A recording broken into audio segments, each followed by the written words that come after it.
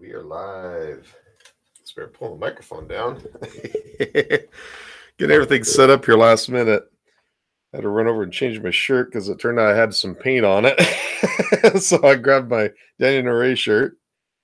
Go ahead and silence my cell phone here. There we go. Well, good morning, everybody. How's everybody doing? Today, I'm going to start building this Zonestar Z8XM2 multi-extruder. So it's got like 2 extruders on it.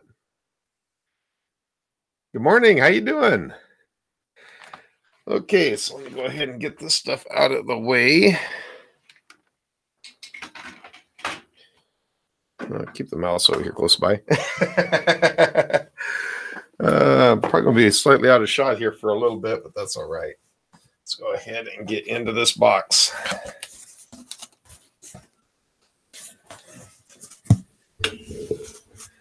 So, full disclosure, I actually had to take the memory card out, and I had to put it on my laptop because it's got the owner's manual on it. I went to their website, and Zonestar's website doesn't even show this printer exists, which is kind of odd, but maybe it's one that from an older batch. I don't know what the story is with it. So anyway, that's going to be the top packing material. And what looks like it's nice about these, they actually have where each bag is numbered with a C1, C3, and so on like that. So that's pretty nice. We should be able to keep track of everything. Well, this one's going to have a, looks like it's got induction for the bed leveling. That's pretty cool. And stop.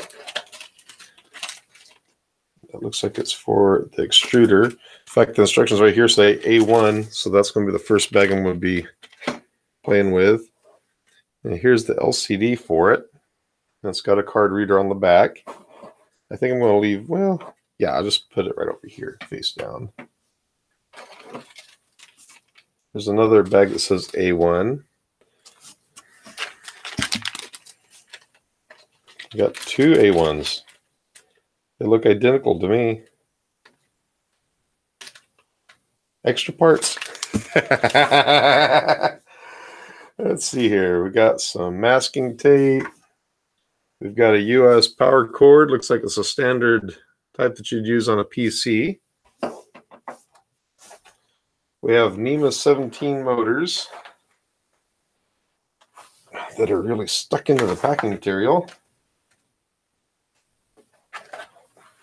Wow, those are cute. Nice little black motors. I'll go ahead and pull those out and slip those off to the side here.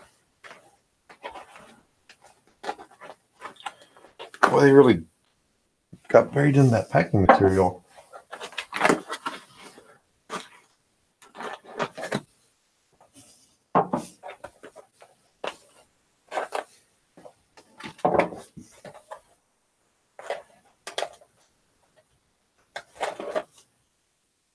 They're nice looking little motors though.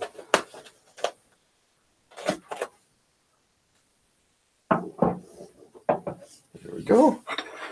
So now we get into the aluminum brackets. So we have that one. I'll have to measure all of these to make sure which one is which. Those 2 are matching. That one's slightly longer.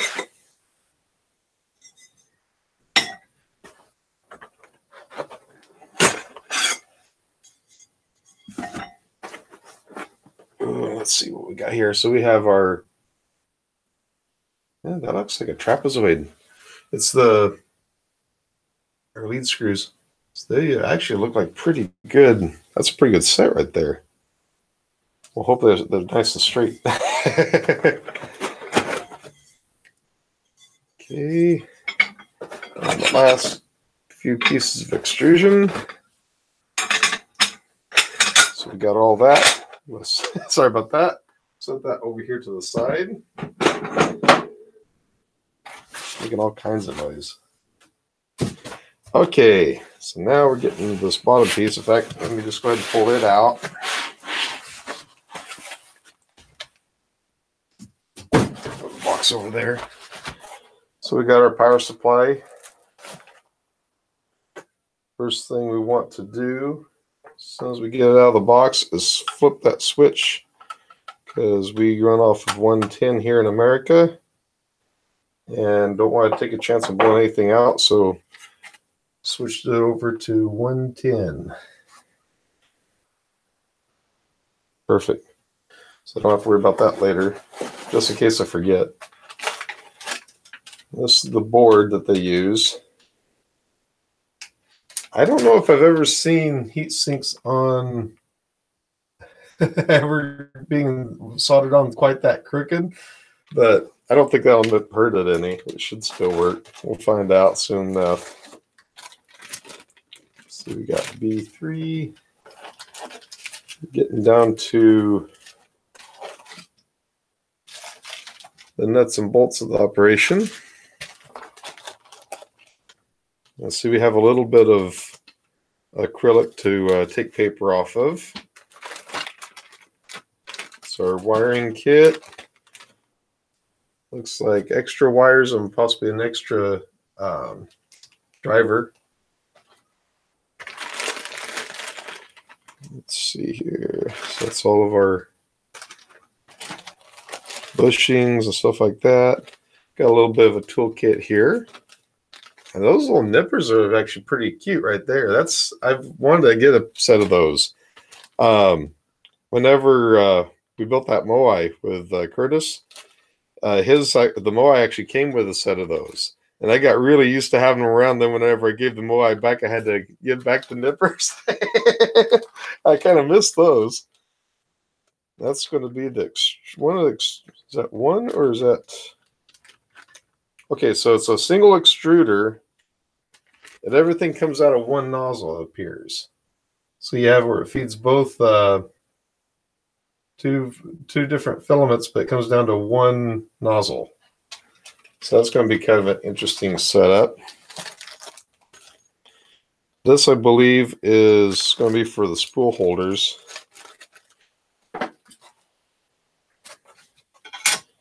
And here we got some metal pieces. Now, this is what's kind of different. I was looking at the instructions that mentioned that it had the bed bracket where it was made out of steel. That is nice. Looks like got a false bottom here. Yep. Because that is our PCB for the build plate. That is pretty large. I don't know if I've actually seen what the build size of this is, but it is definitely, what's 300 millimeters. I don't think I've ever noticed how big the build size was, but it's 300 millimeters by 300 millimeters. That is pretty cool. I'm actually going to leave this in here. That is aluminum. And then it's got the PCB or whatever this it looks like it's glued onto the back of it for the heater. Well, this stuff right here, I'm just going to set back here to the side.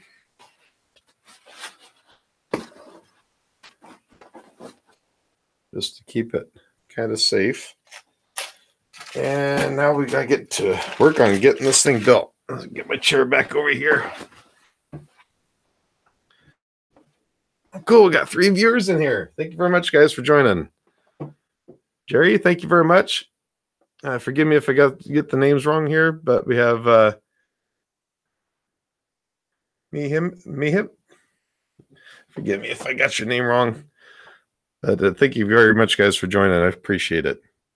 Okay, so we're going to start out with A1, which is going to be this. And once again, this looks to me like it's the same kit. So let's just go ahead and start with one of them.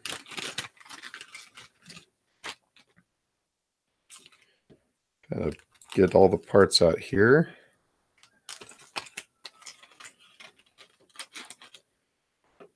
I am glad that they've got everything kind of numbered out that way where it's make it a little bit easier.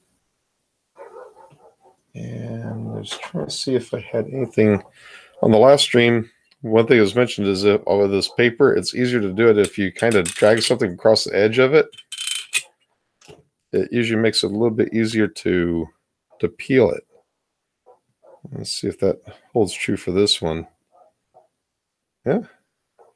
I actually did soften that edge a little bit, make it where you can dig out with your fingernail.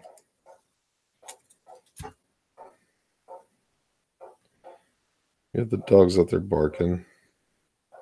Next door neighbor's probably getting ready to work on a car.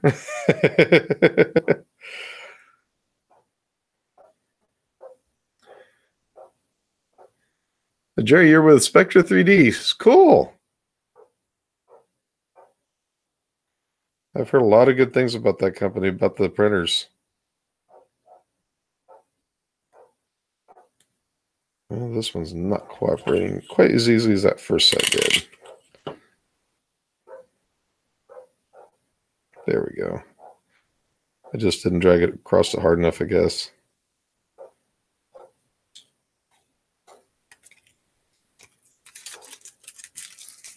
I'll have to bring a trash can over here close by. Okay, so first things first, you're supposed to take, is it this piece? Nope, it's this piece. And this feeds into this.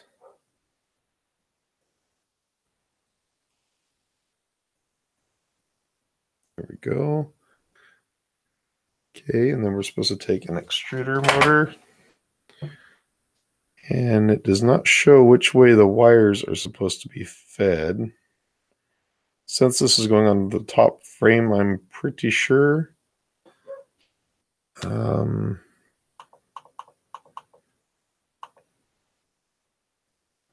it honestly does not show.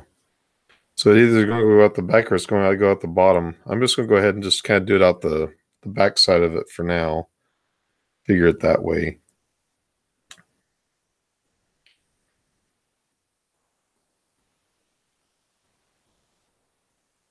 Oh, you're going to buy this in April 20th? Oh, that's cool.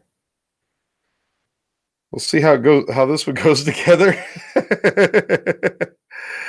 Let's see here. So we have that, and then we have this piece. Just trying to go off of what it's saying to do here on the instructions, and all it is literally a picture. They don't have any writing whatsoever on what assembles first and all that. It's just pictures.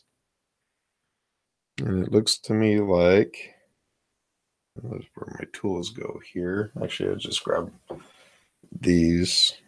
I'm missing the one I'm going to need there. So let's just go ahead and grab the tools.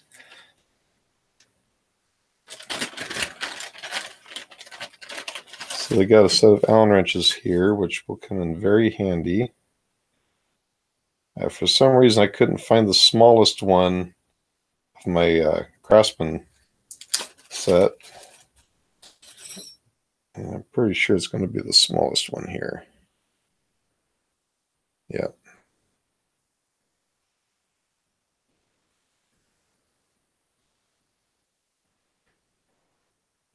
Okay, so one of these, we're going to make sure that we have, that shows it out even with the end of it, which I'm pretty sure is going to be wrong. So I'm just going to snug it down for now, and we'll adjust if we need to. Okay, back at it. So that goes there. This goes here. Oh, maybe it's, no, that's going to have to move. And then, pretty sure it's going to be these two longest screws.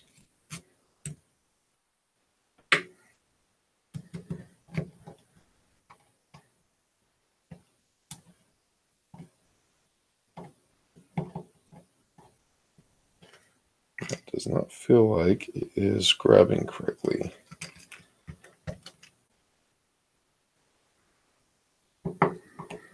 There we go.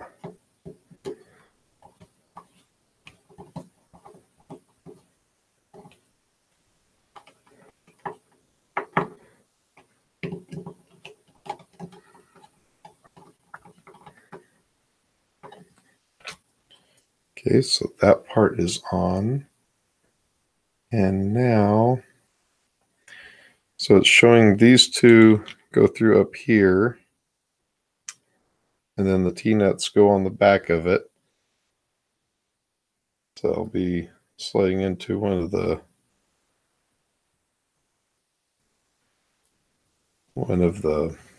extrusions, I'm sure.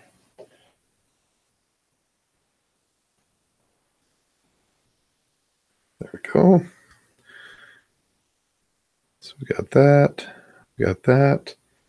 Now we need to take this. It's already got that on it because it's showing to install that part. It's already on there. That screw's already in place.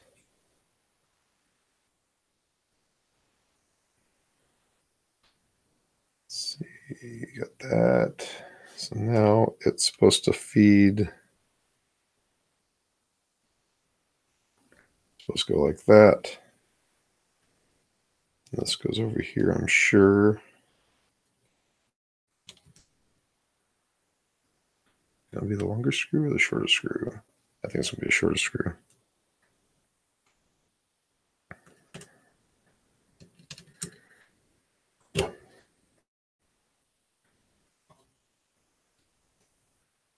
Or not. Nope, that's too short. Let's use this one right here. That looks more like it.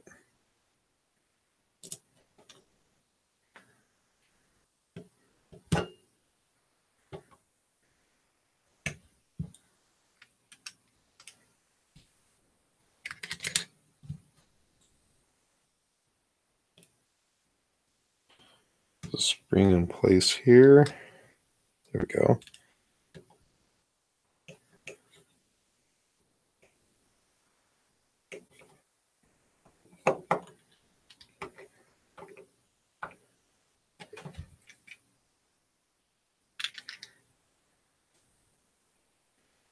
That don't quite feel right, but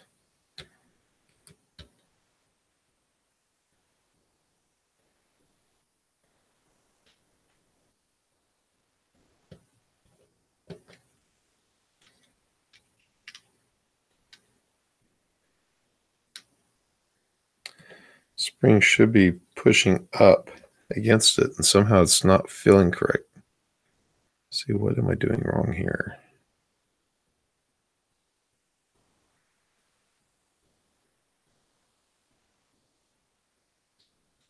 According to all that, it's correct, but I know it's not. Well, first off, I know for a fact I got to bring that one piece back down further.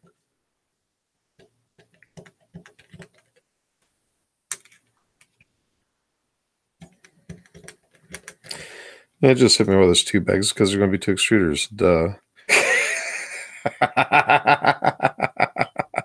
I'm so used to doing a single extruder. I've never done a double one on a printer. I'm going to bring that back there, right in the middle. There we go.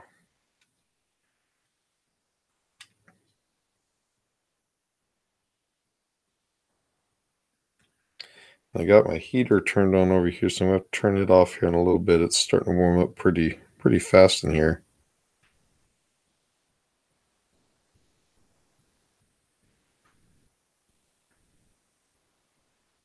There we go.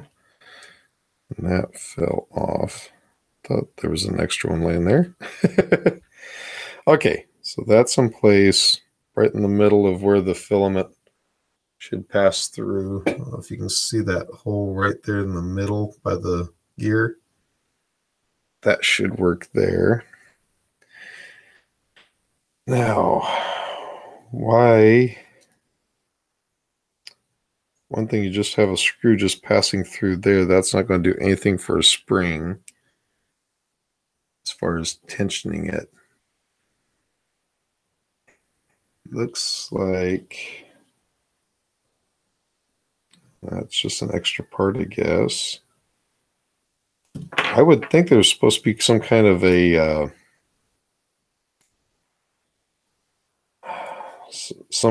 washer or something, I would think. to give it tension.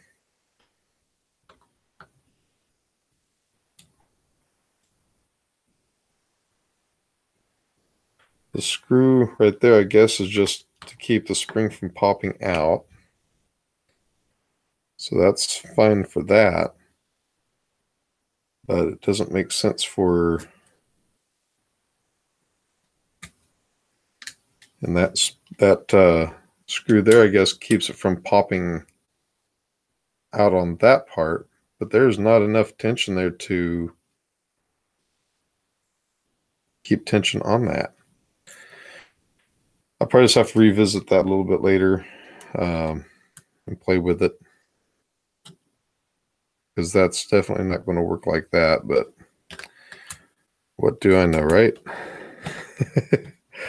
Let's go ahead, and another thing too is it's once I tighten that up, yeah, there's enough of a gap between the idler and that gear. There's no way that the filament is going to have enough tension on it. So I'm going to have to do something about adjusting that spring. But I'll do that a little bit later. So I guess these are extra parts according to what I'm seeing there, because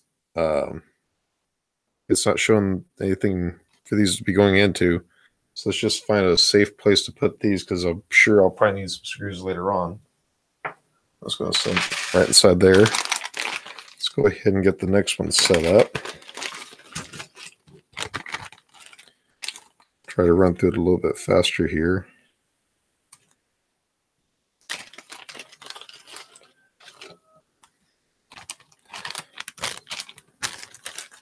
Let's set those down there.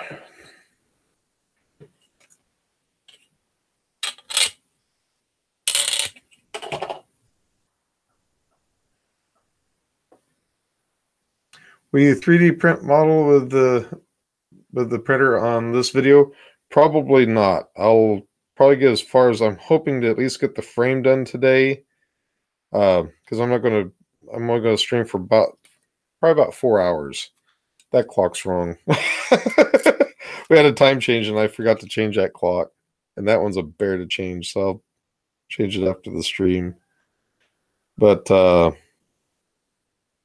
I'll probably be streaming for about 3 to 4 hours, and then if I get to the point where the frame is built, I'll be happy.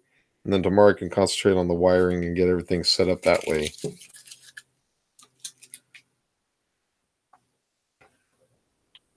Another stepper.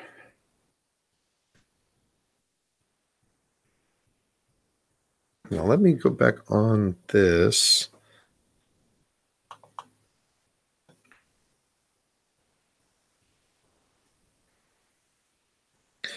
Okay, so actually it shows...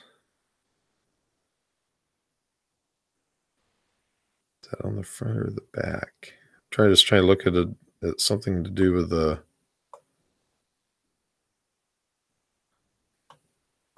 Okay, so there's the front of it. So the extruders actually, or these actually are on the printer with the backs facing toward the front. And they're mounted like that. So, have the wire coming off the side here. I'll probably have to change these around, but that'll be later on in it. If I need to, I'll do it, but hopefully I won't. I didn't consider where they have those mounted on the printer. And we'll find out soon enough here. Okay, so back at this one. Let's just go ahead and, since this is going to be toward the front, looks like the electronics will be on the left-hand side of the printer. I'll just do it. Actually, you know what? I'll probably do it at the top. I'll change that one around later, but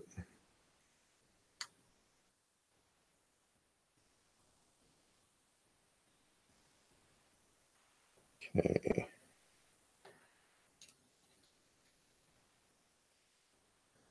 There we go. Then we want to take this, feed it down.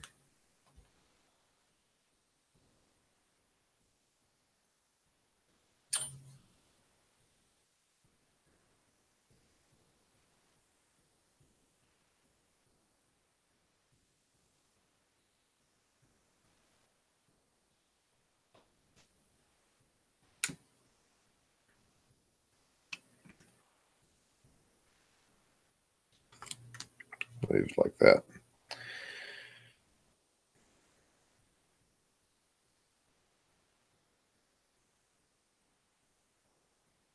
This piece here. That's correct.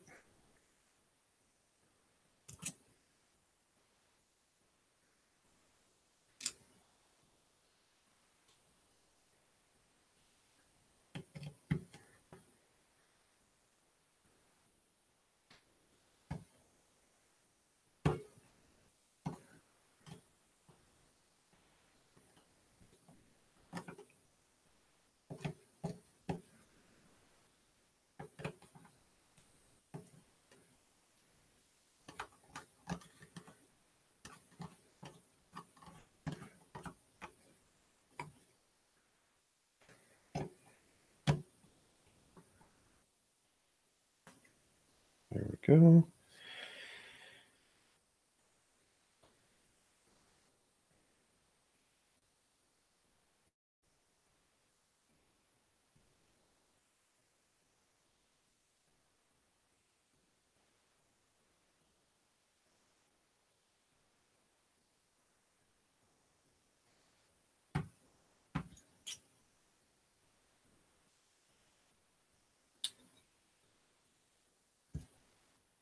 Okay.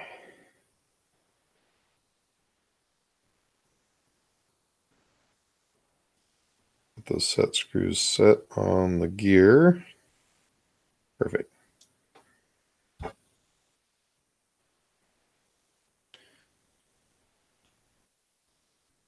Okay.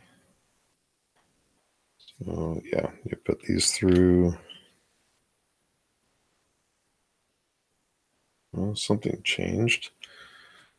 So that one had Phillips all the way through, so we'll do the same thing on this one. Excuse me.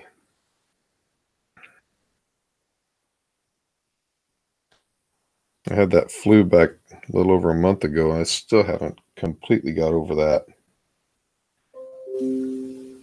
It looks like I have a backup starting. It shouldn't affect the stream, though. Okay.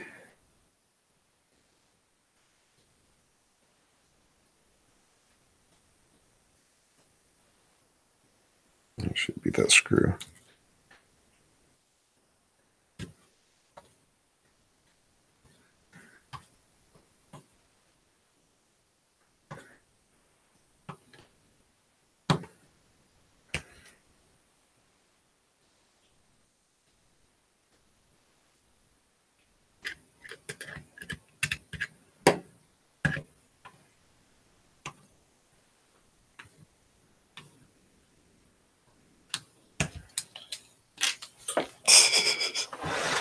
Spring. Let's see. There you go.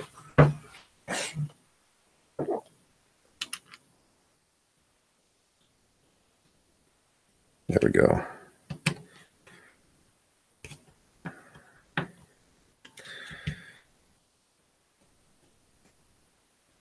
And once again, I don't see that there's enough tension on there to do it. So I'll get figured out later on. So anyway, that's the two extruders the way it says to do it, for the most part. I got our extra screws here because there's no other place for them to go yet. Okay, so we got that taken care of. Now let's go ahead, go to the next step.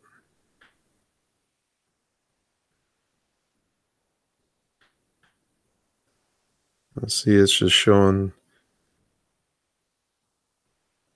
this going more into detail on the extruder. And it's the same thing I already did. Okay, so next thing it says to set up the LCD screen. So we have that.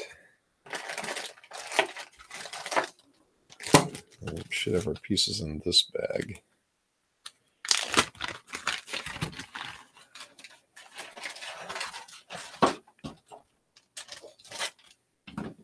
No, I don't see the pieces that is calling for just yet.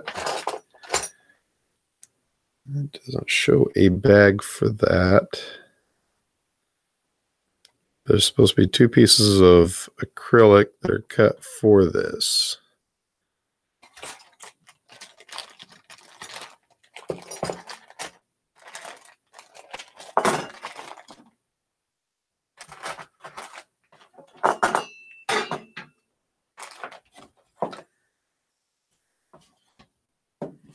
There's nothing there as far as acrylic.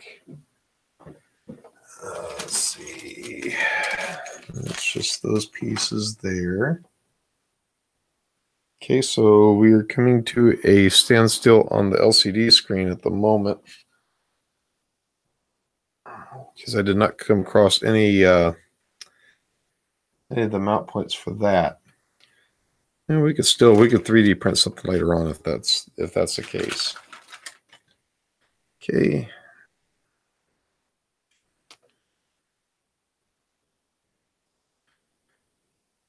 It's even showing it's just showing the hardware pack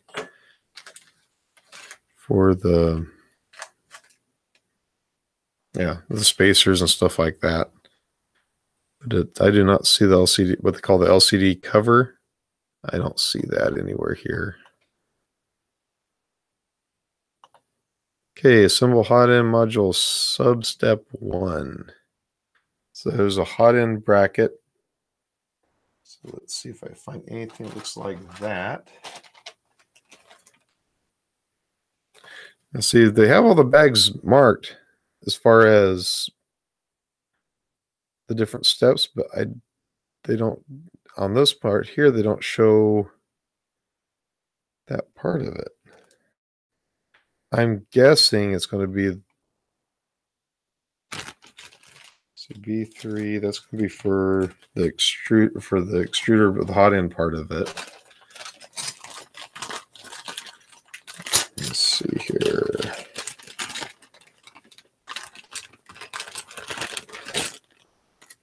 So we have A2, A3, B. So the wiring. That's an extra bag from these. Let's take a look at this and see if it's got the brackets we need.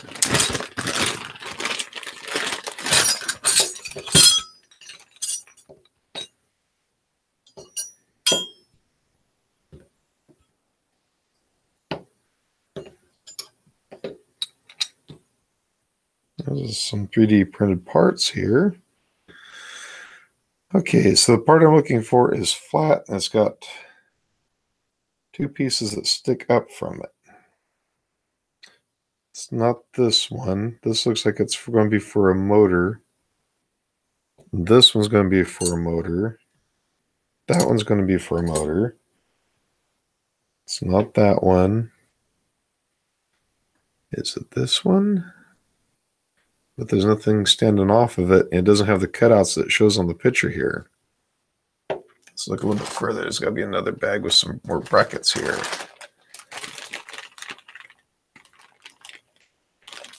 Nope.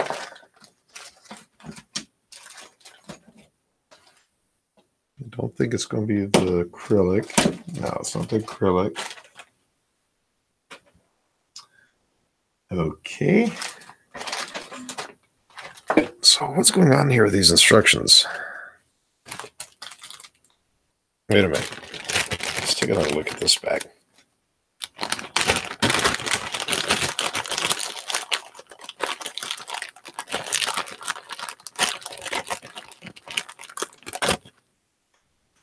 This little fan duct that's 3D printed.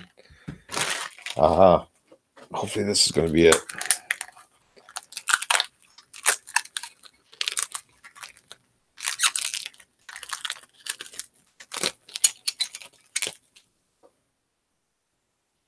Yep, that's the piece I'm looking for right there. Okay, set this off to the side. Okay, keep all these together. So that's the one I'm going to need right there. And then it's showing that I need some of these rubber wheels.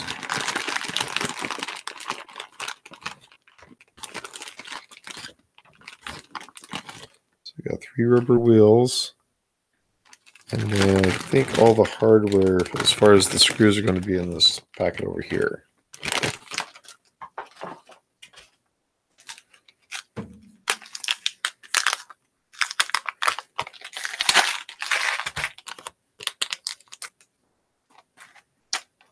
It's a nice little case that they've got there.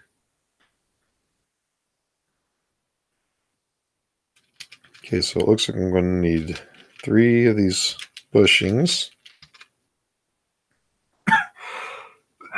Excuse me. Okay, so I got that. It says I need M5 by 20.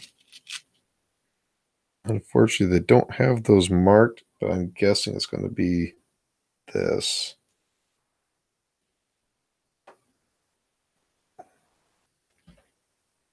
That through there.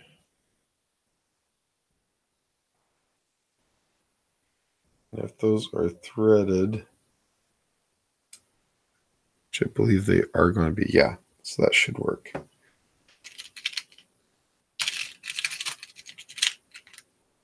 Okay.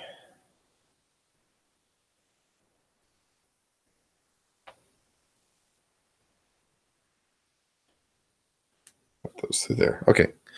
So it shows the bracket like this, and it's going to show 2 wheels up here. So we're going to take one of them.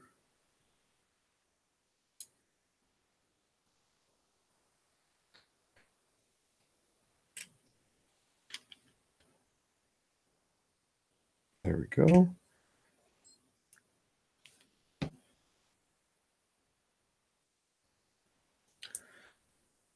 Let's see here. I haven't looked up the chat for a little bit.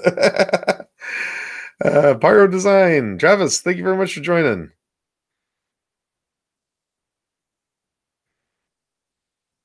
Thank you, Matt. Thank you very much for joining. You have a great day, my friend. Lucky 13, how you doing, Curtis?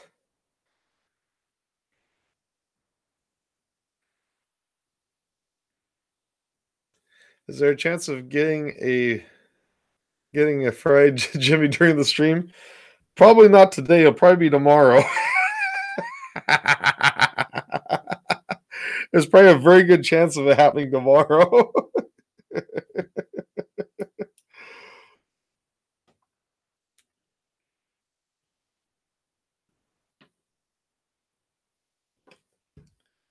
There we go. It's all look good. Okay, so that bracket is done. And let's move down.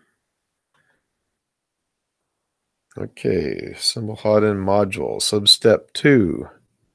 Install cooler fan to hot end shell, which I'm guessing is this thing. And where did I see that bag at?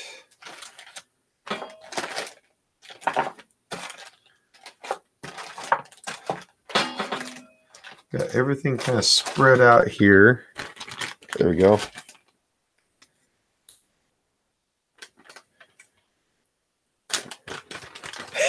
Someone's got scared when I was building the TiVo trash. Oh. That was almost a scary build for me too. No, just kidding. It wasn't that bad. Okay. So, well, let's see. It wants me to install a fan. So let's go ahead and get it pulled out here. I think these are going to be identical. Double check. Yeah, they are. So the fan, it doesn't show which way to place the wires, so I'm just going to go ahead and see here.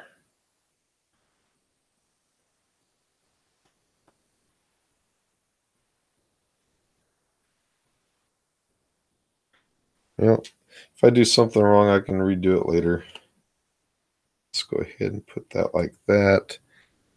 Then it's going to need M3 by 20.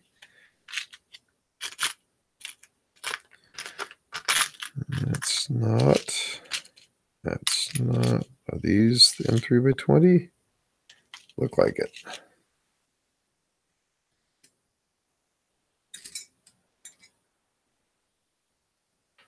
This might be a little bit long.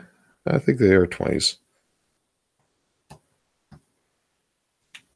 But that seems like an awful long screw once it gets, well, maybe not.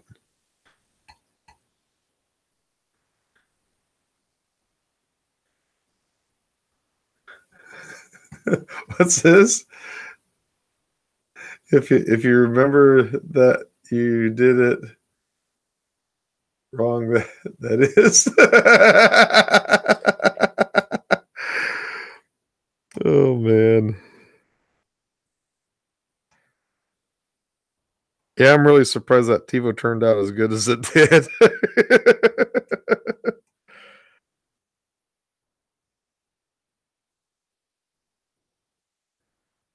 I'm afraid those screws are going to be sticking in too far.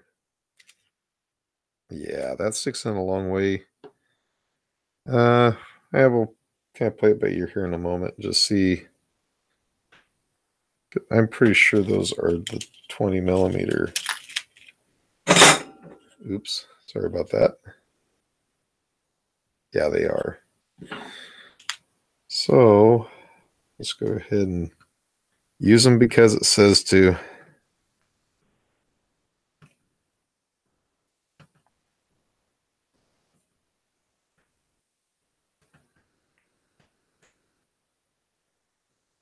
So is everybody taking odds on whether I get fried on this printer, or if so, what's the point spread?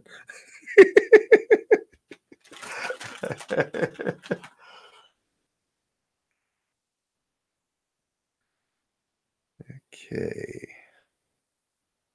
So take these out.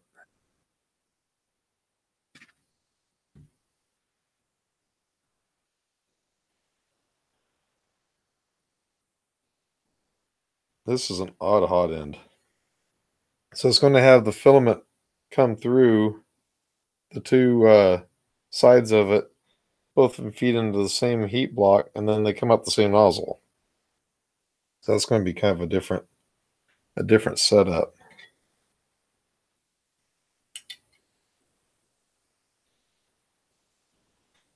Yeah, that may work. Okay, so now what screw am I supposed to be using on that? M3 by 6. So I'm guessing this.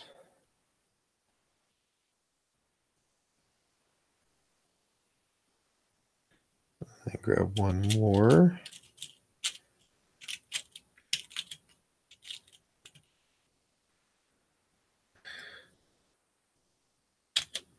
Oh, I thought that was magnetic. I guess not.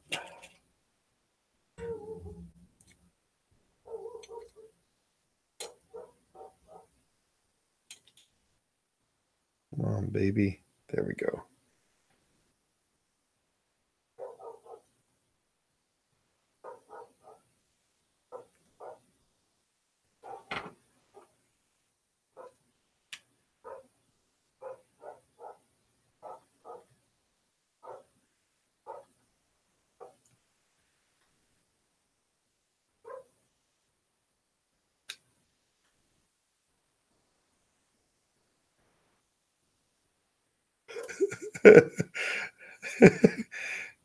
You know, the whole country of Yorkshire, England have the same motto. It'll be right. It'll be all right. We missed out a few unneeded words over here.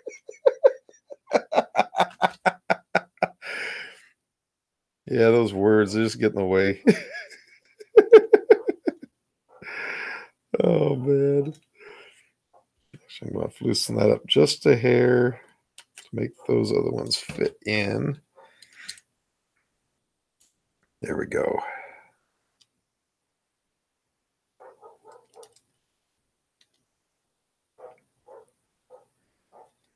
That will work.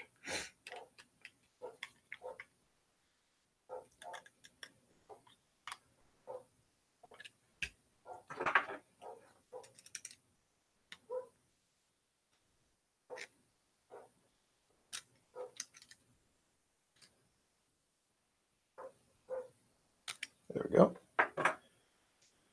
That will work. Hey, Calvin, how you doing? Yeah, I'm getting something built. I don't know what quite yet. It's kind of bothered me that I haven't found the acrylic for the to go around the LCD. So I'm probably gonna have to print something up later on, unless I come across it in one of the bags and maybe got misplaced or something. But I don't see how I misplaced it.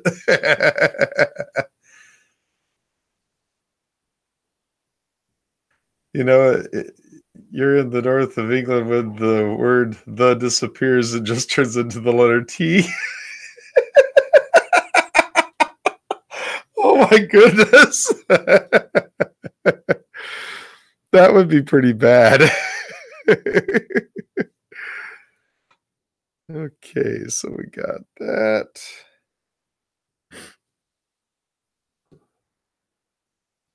So this, that's kind of bad. So I'm supposed to bring the wiring down? No, that can't be right, can it? Yeah, it is. So where do they expect the wiring to go?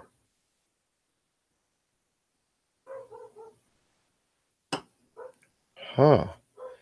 So this bracket fits onto the back of this. So in order to do it, I got to bend the wires and thermistor and everything down and bring it under. See if there's a way I can do this a different way. No, that's exactly what they want, apparently. They don't show it on the picture, but that's apparently what they want. That's kind of a tight bend for it to make. Awkward, too. That makes no sense.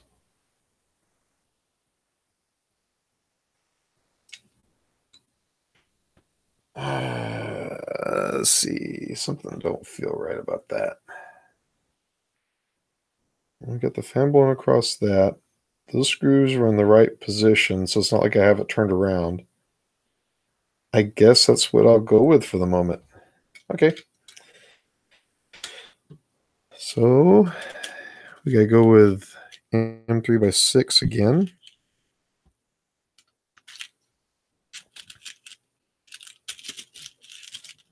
And of course, why would we have compartments with others, and not have the screws separated correctly, right? We'll just put all the M3s in one compartment. We'll put the other sizes in the other compartments. There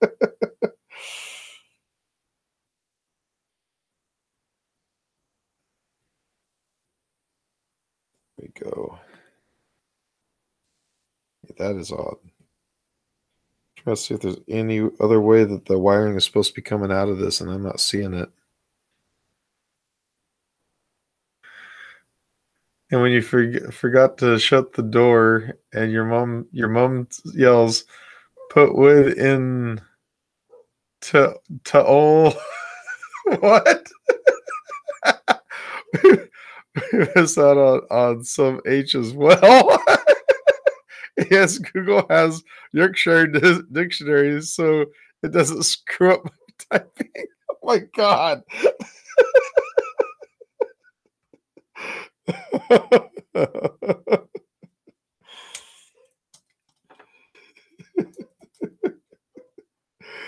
That's bad.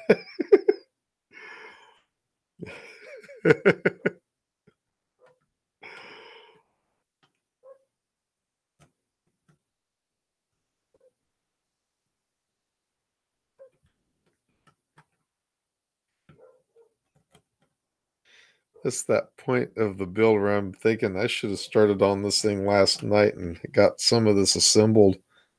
It would have went a lot better.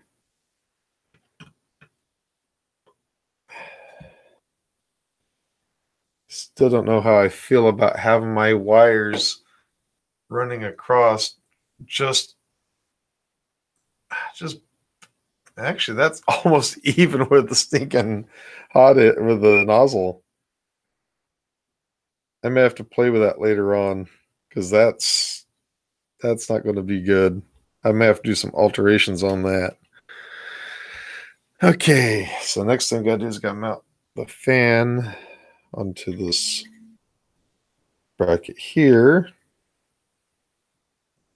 It did not show. Yeah, there we go. So that one they're wanting 3 by 12.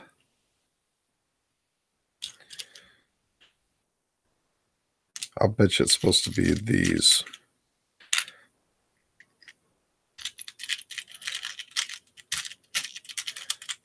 This got to dig into that plastic. Oh, there goes the little compartment. Not that it was doing a tremendous job as it was. Let's see.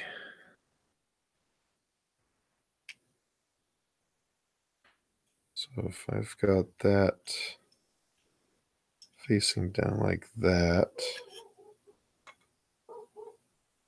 yeah, bring the wires out that way. That'll work.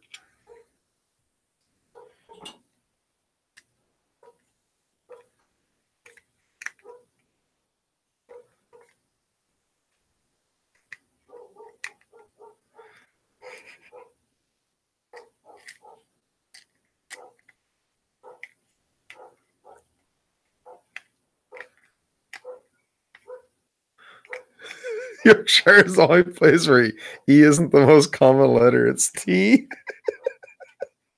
Oh my goodness.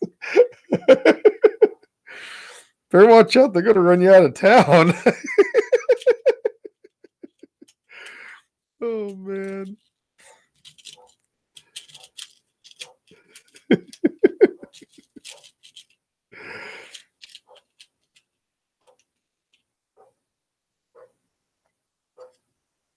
Okay, so now it's calling for a M310.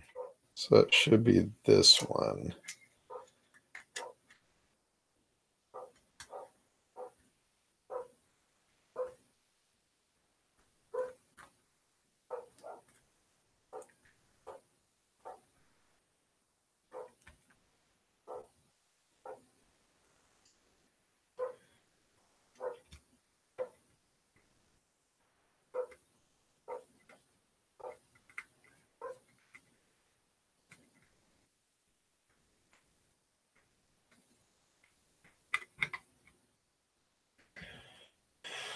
Okay, so there we have the extruder set up, or not extruder, but hot end set up.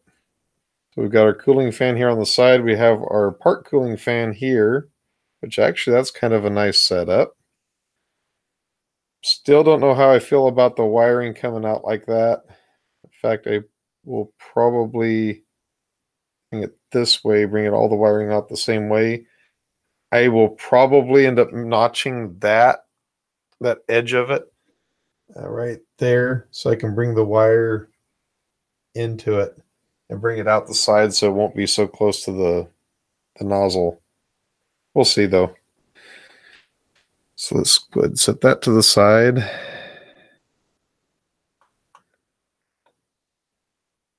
Okay, so now it's actually wanting me to add on an induction or proximity sensor, it calls it.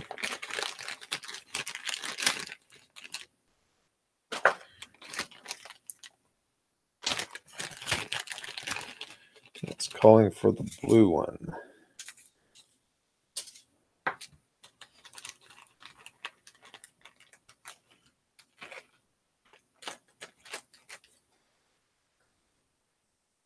I'm saving back the little bags for Calvin. I'm just joking.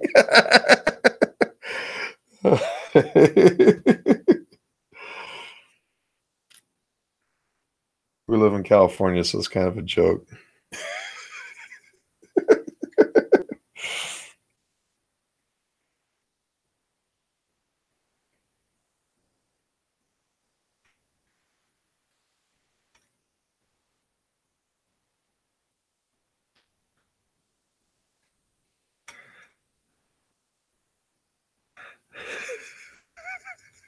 I live in Liverpool, ATM, so it's a bit better. At least you can't understand it, unlike Glasgow. How do you pronounce that one? Really strong Glasgow accent. Oh my goodness.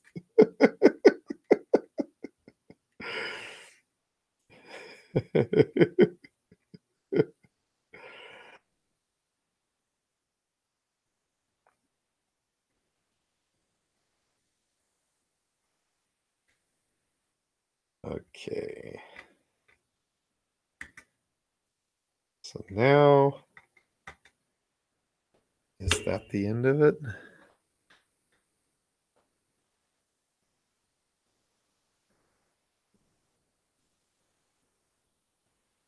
Yep, that's the end of that one. So I can set this off to the side. What a piece of work right there. Wow. Okay. So we have that. I don't know why I have nuts and screws that came out of that package, but I do. Okay. So now the next thing is to go ahead and get another stepper motor. Excuse me. Let's see here.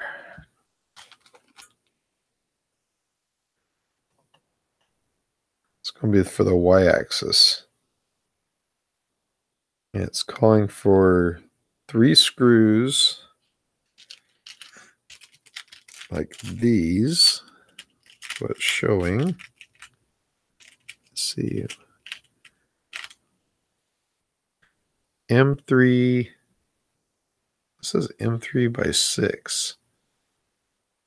I don't think an M3 is supposed to be on that part of it. Anyway, we got our stepper motor here. Once again, it's not showing which way the wiring is supposed to go. Okay, it says wire turned down, so it'd be like that. Then the bracket it shows is this bracket, just like that.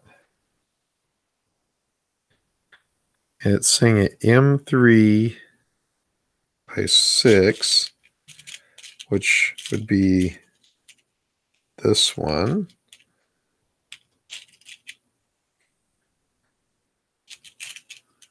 That one.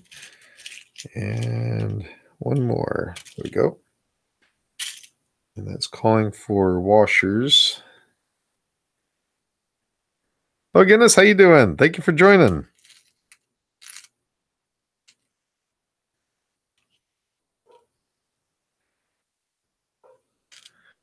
Trying to figure out where I went wrong in life.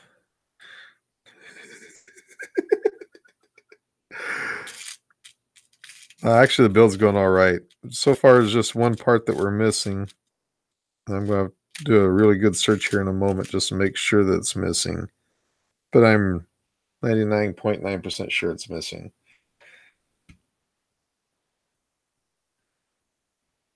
Okay.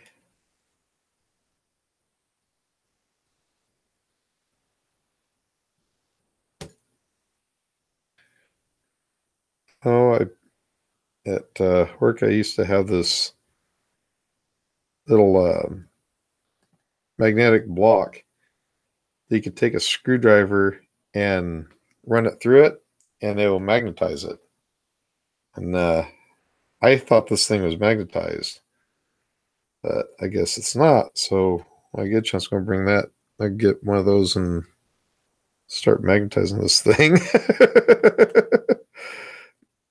Magnetized screwdriver makes life so much easier.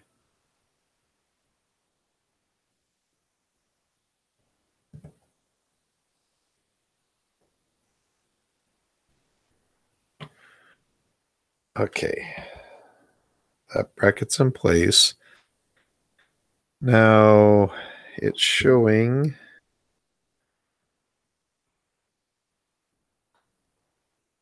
timing pulley. Let's see here.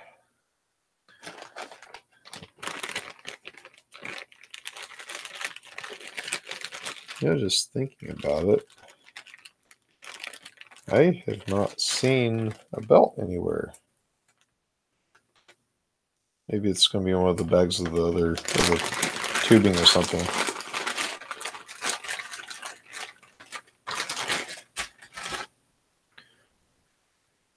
Okay, so it shows the timing pulley reversed.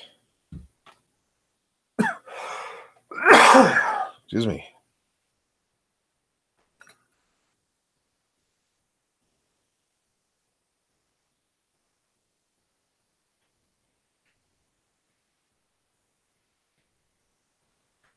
So it doesn't show how reverse, so I'm just going to go ahead and just bring it right about there.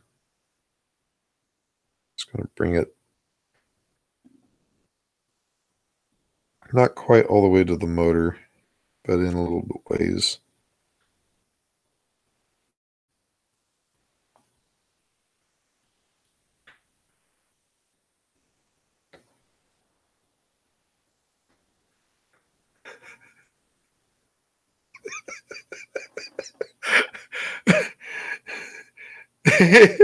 You need to be a comedian.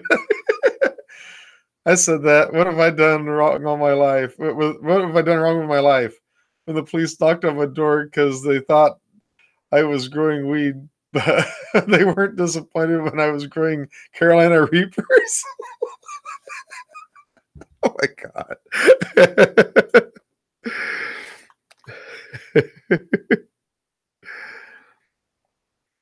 Okay, so apparently that part is done.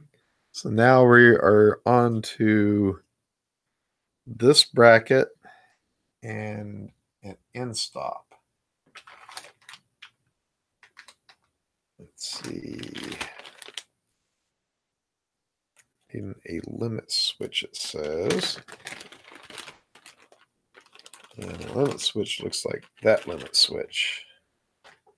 Actually, the one they're showing has blades on the back of it, but I don't think they have any with blades on the back of it. Or do they? That looks like the one.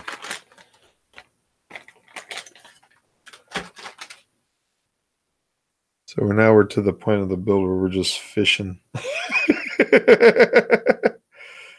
Okay, so it shows the bracket like that. And it shows this like that. And it's saying to use M3 by 20 and M3 nuts. You know what?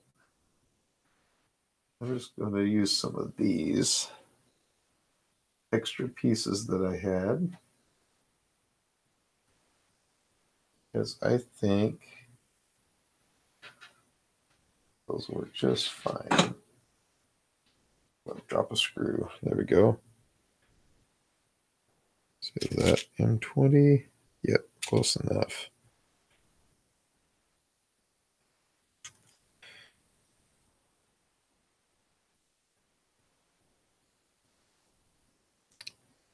So a M3 by 20 is pretty long, but oh well. Is that the same length?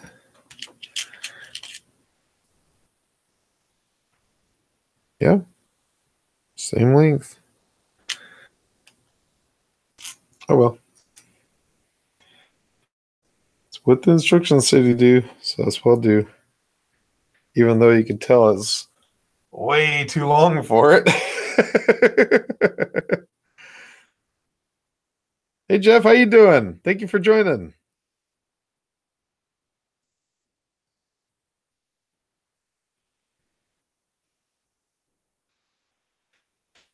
Yeah, this is my first official GearBest printer.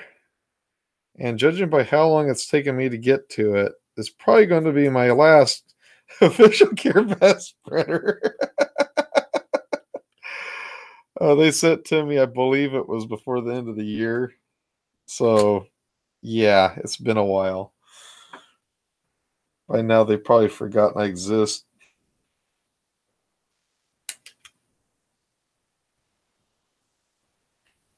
It's funny because every time I mention GearBest, Calvin calls me a sellout. He wants to tar and feather me.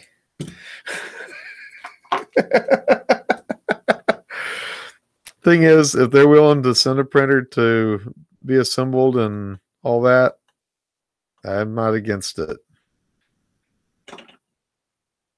Providing it doesn't suck.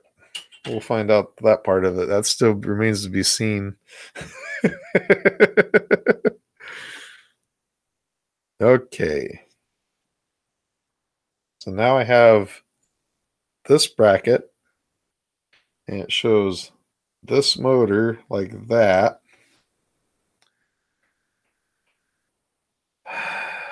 And I did it exactly the way they said to do it. And now I've got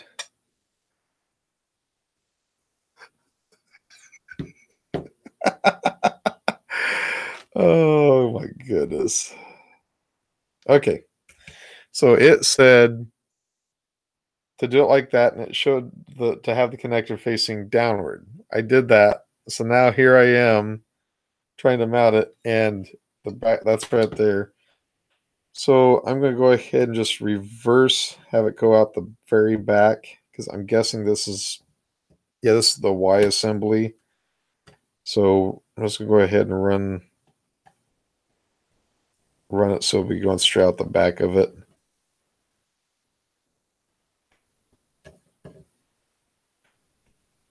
And so it begins.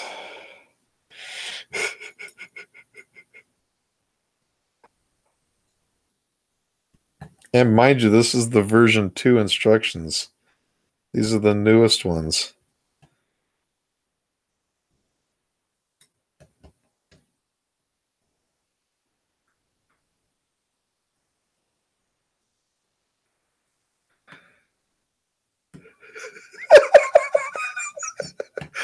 With the amount of oh wells in this build, I suggest you get a really long extension cord and shout fire 3 times before you plug it in.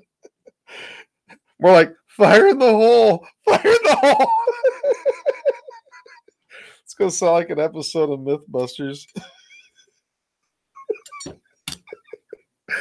Oh man, this is bad.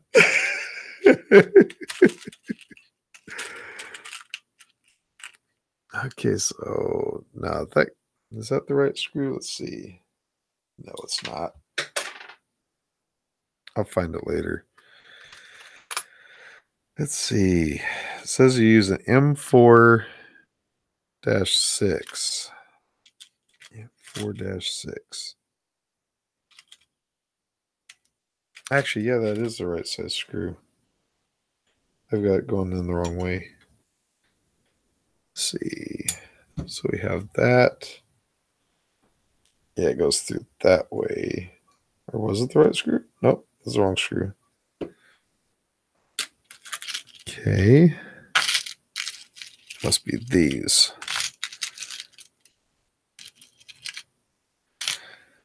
Okay. Yeah.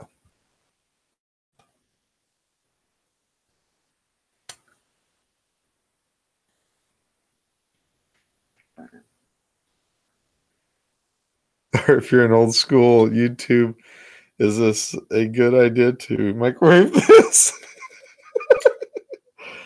Those were fun to watch.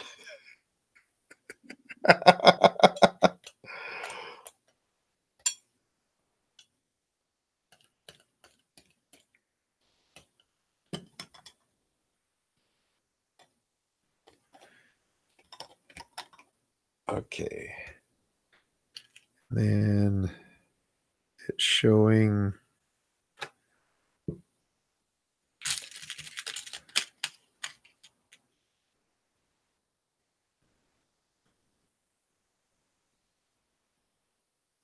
M5 by 6.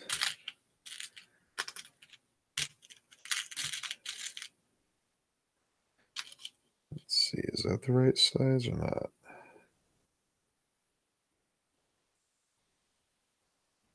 Yeah. Okay, so it's showing one of those with a T-nut.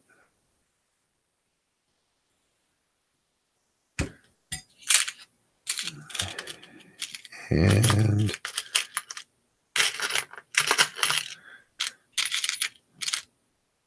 what's funny is that's the only one in there.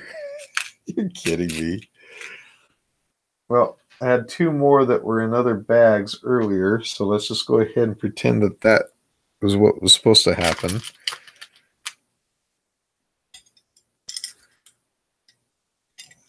Wrong way. It's that way.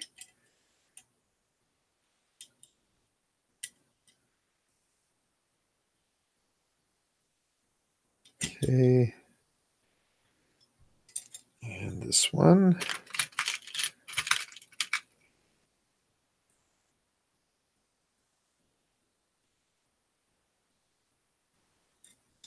Okay.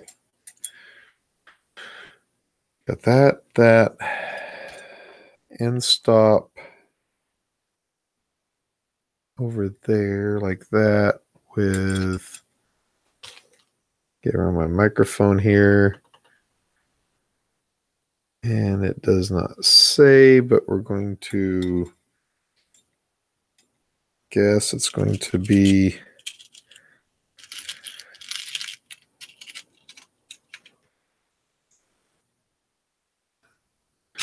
is it M4s again? Let's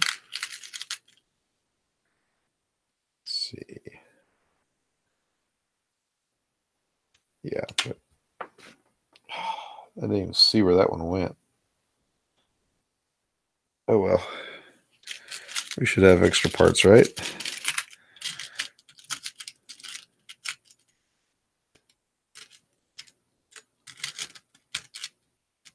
There. It's one of those moments where I feel like I should have brought one of those bowls over that's magnetic and just dump everything into it. Yeah, that screw's not even going to fit through that anyway. So is it one of these? I don't think so. I think it's going to be too small. Yep. It's almost got to be these screws.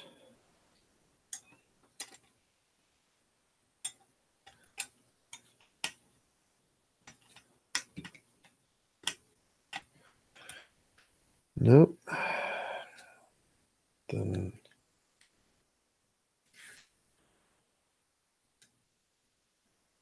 yeah, that is a screw.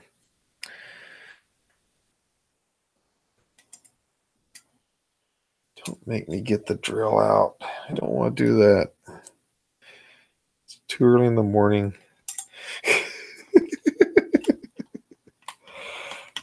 Maybe if I just force it. It's a family show, don't say it.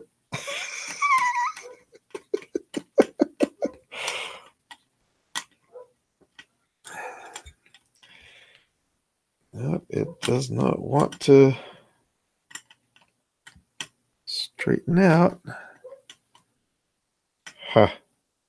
I was hoping maybe it was just paint on the inside of there that was causing it to be that way, but no.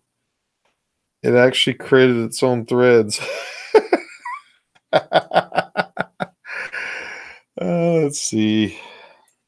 I do have my drill out here.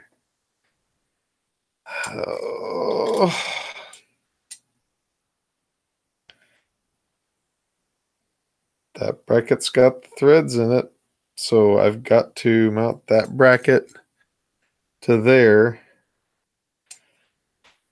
Oh, goodness.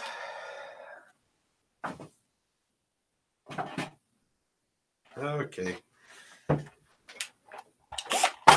Coming to that point of the build where you shouldn't have to do this, but sometimes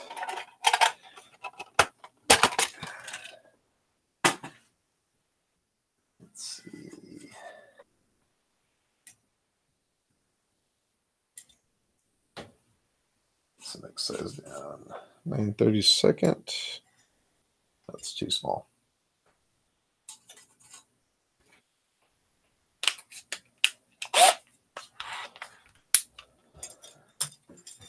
Try to do this away from camera so it doesn't get too loud on the microphone.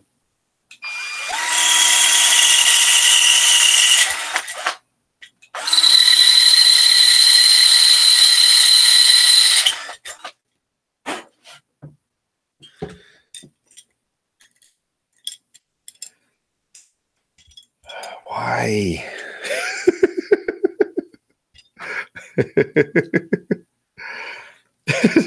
we don't want you to hurt yourself yet. Not till you get that wiring done. We want to see you electrocuted. We don't want to see you get hurt.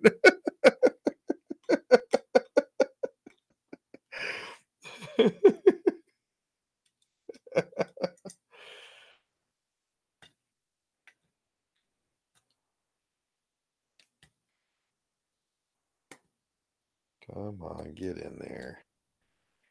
You dirty, dirty dog. There.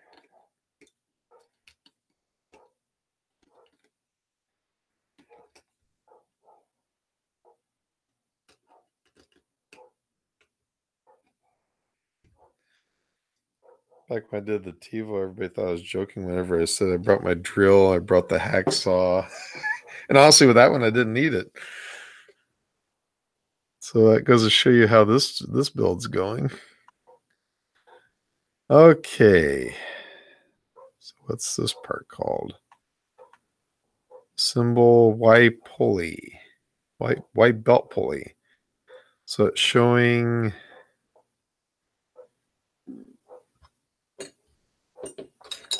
Is this the bracket?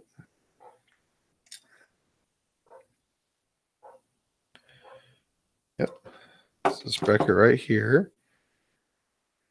And it's showing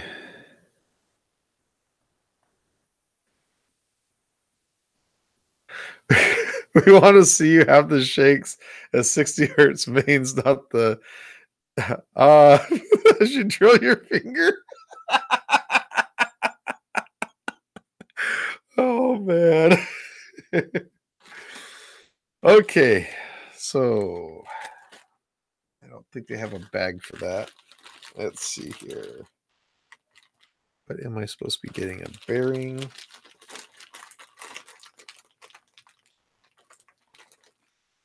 Okay, we got a bearing. And supposed to be using a M5x12. I'm guessing that's going to be M5x12. Nope, that's an M5 by. There's no way an M5x12 would work for that.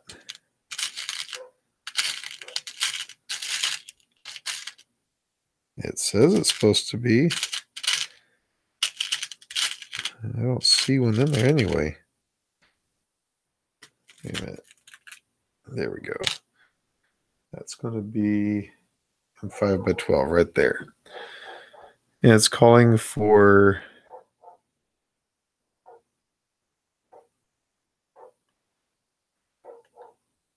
that, 2 large washers, and 2 smaller washers.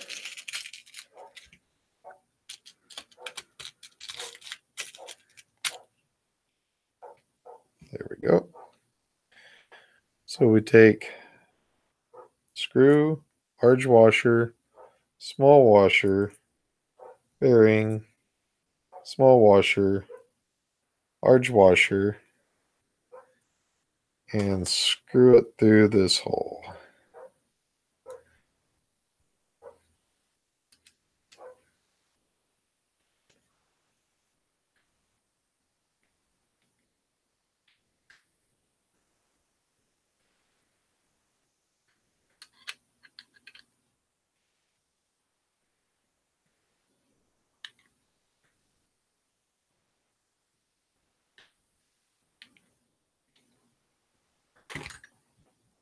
Yep, the bearing doesn't turn.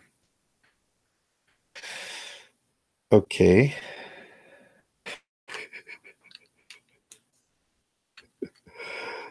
What am I missing here? First off, does the bearing even turn? Oh, it's just a really tight bearing. Is there another bearing in the bag?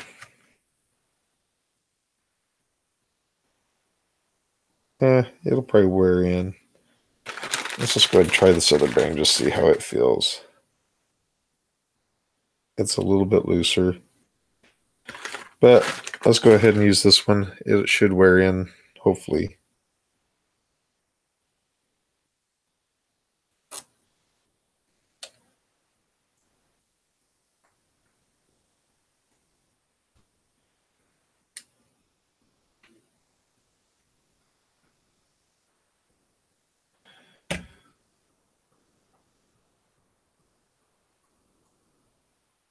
The jet sounds like it's flying over awful low.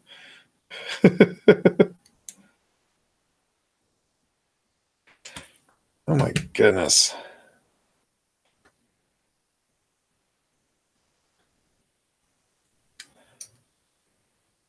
One of those days when I woke up this morning, I'm like, should I cancel the stream or should I go on? No, I need to go on. I need to go ahead and do it.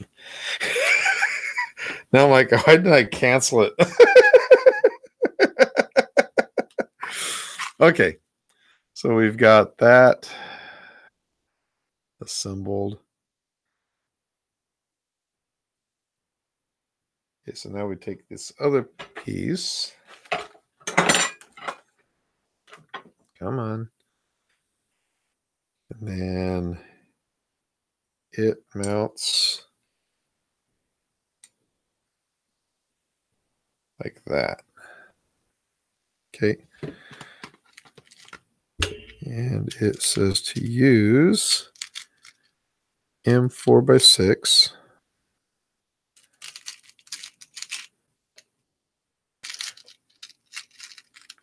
There we go. Those fit through the hole just fine.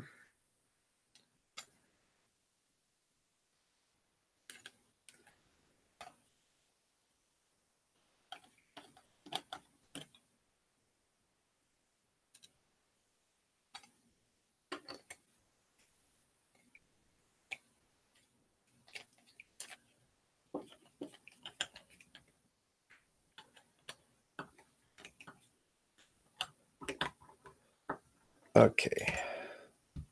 So we have our idler on there. And then now it's calling for M5x6 with the T-nuts.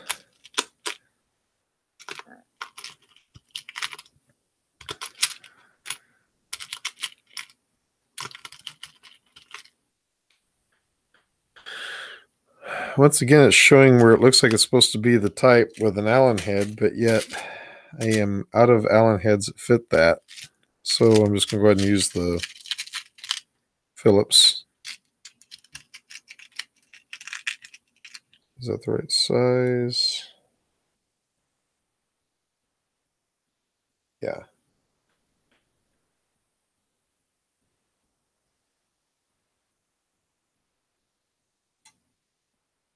Did I put that upside down? Yeah, I did.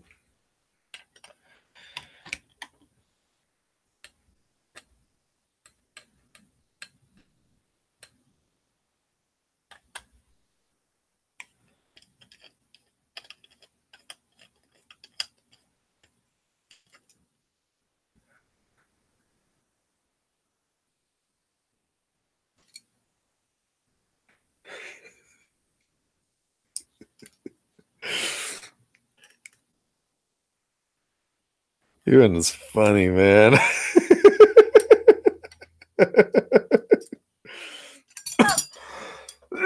Excuse me. Man.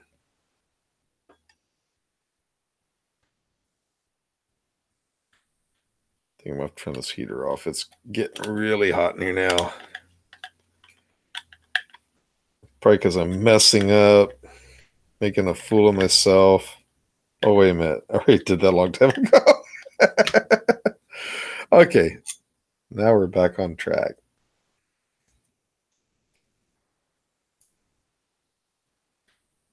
That was supposed to be 5x6. I know that's more than 6. Better double check. Those are 10s.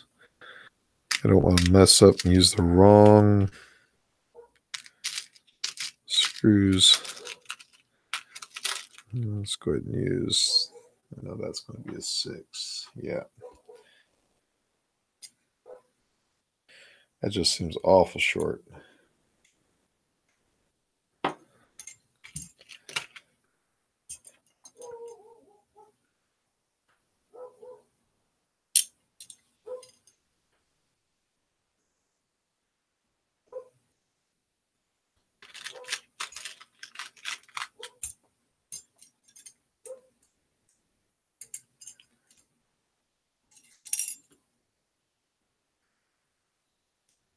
Of course, I'm doing all those backward too.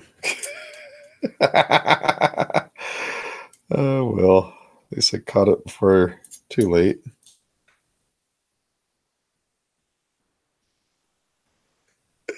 It's getting hot in here, but remember, Jimmy, don't take off your clothes. Oh, man. You got a million of them today, don't you?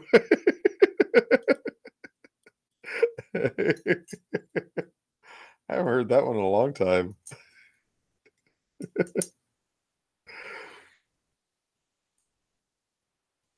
Okay, I'm trying to see it off. Hang on.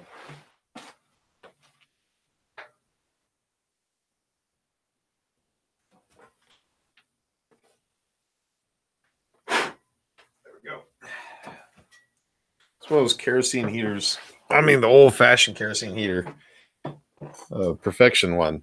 And those things still work pretty good. Okay, so got that. Okay, so that part is done.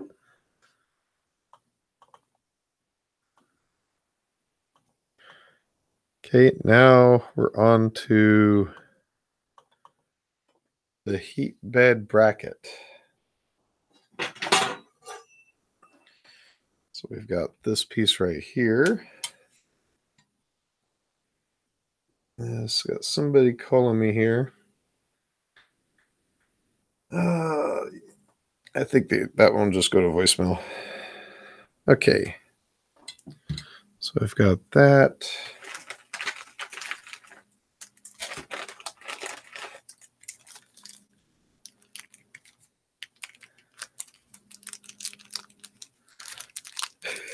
Mr. Carol Science.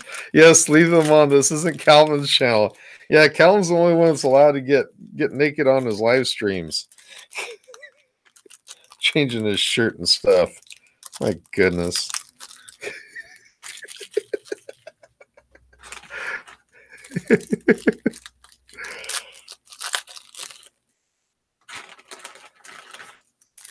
Okay. That's actually a very nice block that they've got there. It's an aluminum block. It's got the bushing. It's not using bearings either. Yeah, it is bearings. Yeah, it is. That's a very nice setup right there. Okay, so M4x6 and M4x6. I think that's going to be these really. I think it's going to be these. Yep. Got to pull out a ton of those. So I might as well just take out the larger ones for now and set them off over here to the side so I can get to the little ones. Because once again, everything is. They put all the M4s together, they put all the M3s together and all that, but the thing is, it's all in one compartment, all the different lengths of them.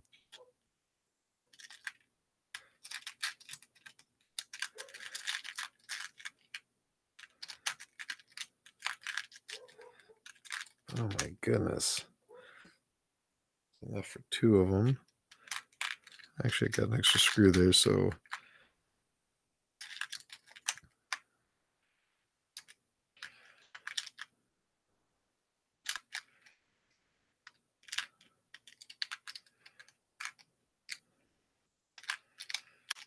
just 2 more is all I need, I think. There we go. That should be enough. Okay, so it shows the bracket like this. Actually, it shows the bracket like that. And then we have our bearings that will out like this.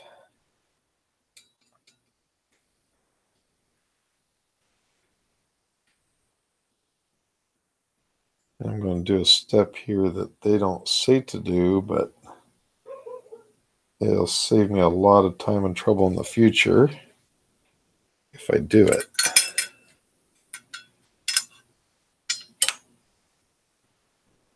Hey Bob, how you doing?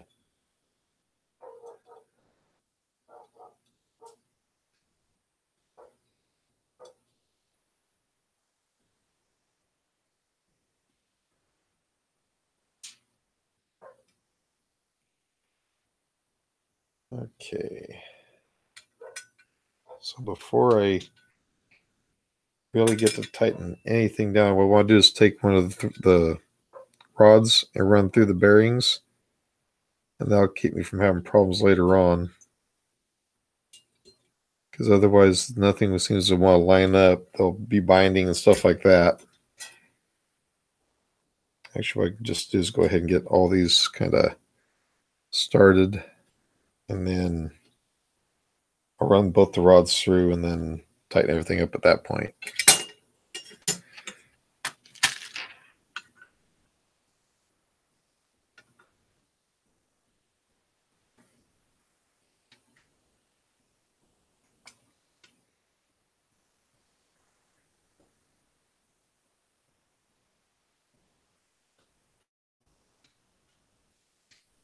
Doing good, Bob. Thank you for asking.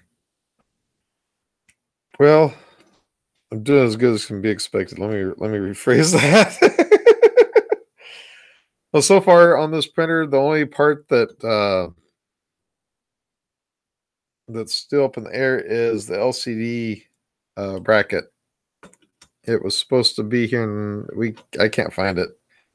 So we may actually have a missing part, which I imagine I can 3D print that. That's no huge deal, but we'll see. I'm just hoping it's not a sign of things to come on it.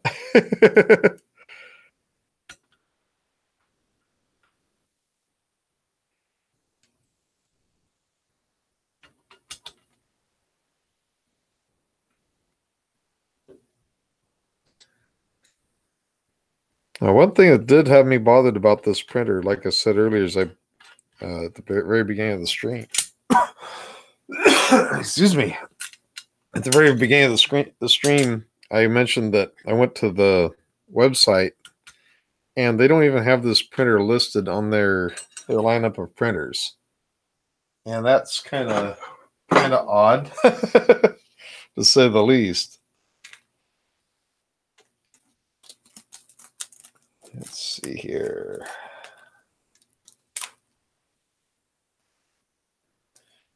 It was coming off so well.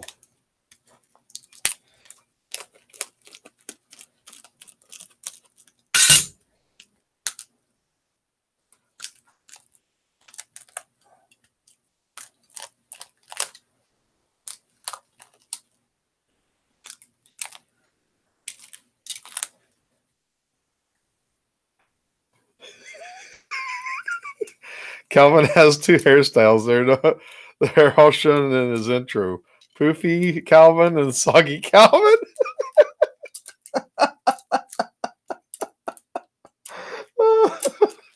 I think he must have went to class, because otherwise he'd be all on there.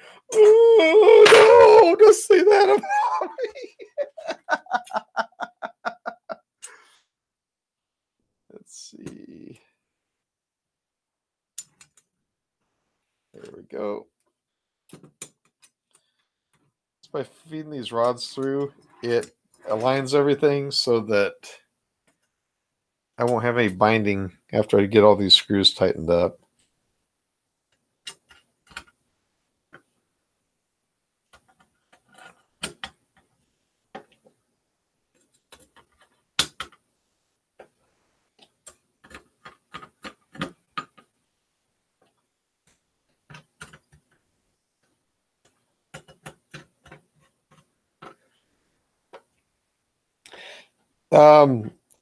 I never looked up the print volume of this printer, and then when I was opening it up, I saw how big the print bed was for it, and I measured it, and it's 300 millimeters by 300 millimeters. So I'm not sure what the build height will be, but if that's any sign of things, then it should be pretty close to 300. It's probably going to be between 200 and 300. I'm guessing for the Z height.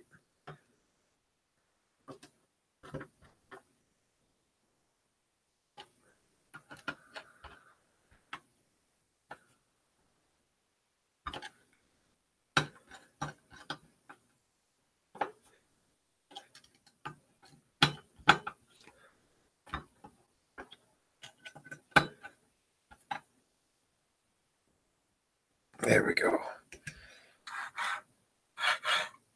That will work.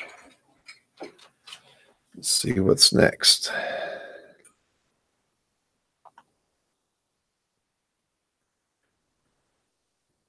Oh, there are the notes that said to put the rods through as I scroll down further. Okay, so now we're to the point where we're going to put the ends on it here. So we'll start with this side, and it will be the stepper motor. And it's calling for M4x6. So the same tiny screws.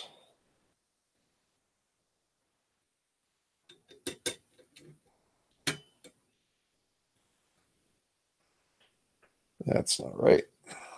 Duh. It would make more sense to have it on the inside, wouldn't it?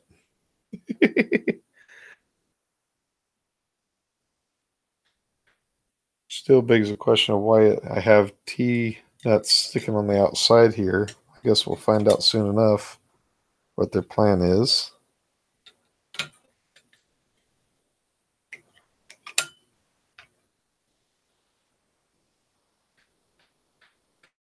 Let's see.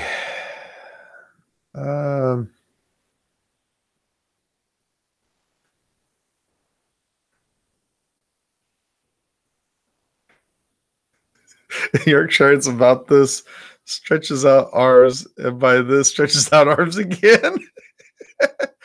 Yeah, but yeah. Any idea why one of my printer's hot end filament gets stuck? It only prints maybe 30 seconds, gets blocked. I've changed hot end 2 times, and when pulling filament by hand, there's no problem. Or by putting filament by hand, there's no problem. Filament gets stuck. Have you measured your filament to make sure that it's the correct diameter down the length of it? Like pull out maybe about yay much, and then use calipers to measure it to see if it's actually, say, 1.75 or 1.73, or does it actually go up to like 1.8 or something like that? Because it could be the filament. Because changing your extruder, if you've changed it, that should have fixed it if there's a huge problem that way. The only other thing is, do you have, it could be heat creep causing it? Because sometimes that can lock it up inside the nozzle throat. Try higher temps. That honestly, that sounds like it might be the filament. The filament did work. Okay. What brand filament is it, if you don't mind me asking?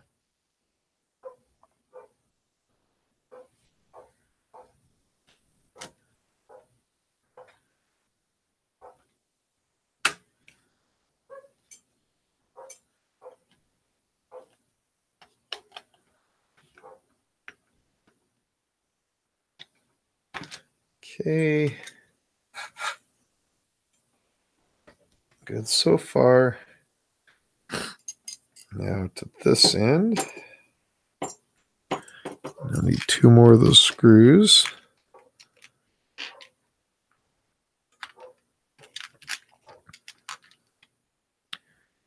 There we go.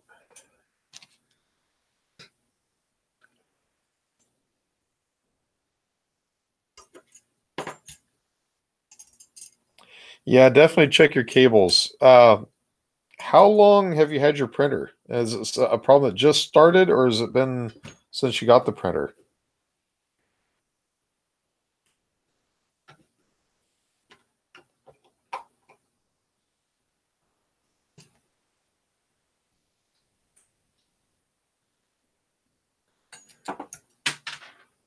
Okay, at least I saw where that screw went. Oh, maybe it's time to stand up for a little bit. Bottom's getting sore. There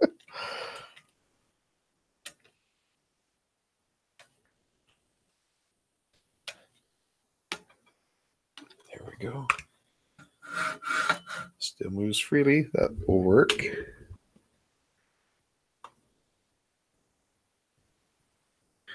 Okay, so now it's calling for using cables, or the belts. Cables. My goodness. Aha, belt.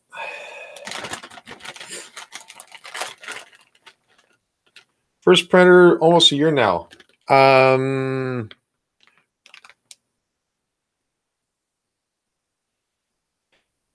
it started when you changed the hot end the first time. I would, like I said, I'd probably check your wiring.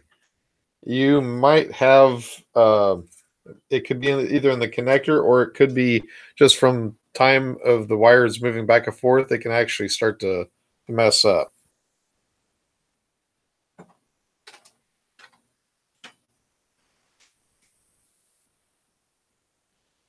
Okay.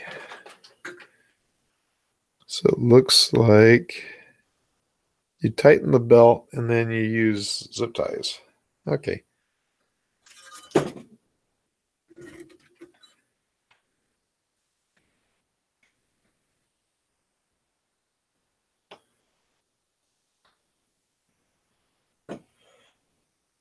Let's just go ahead and do this side up first.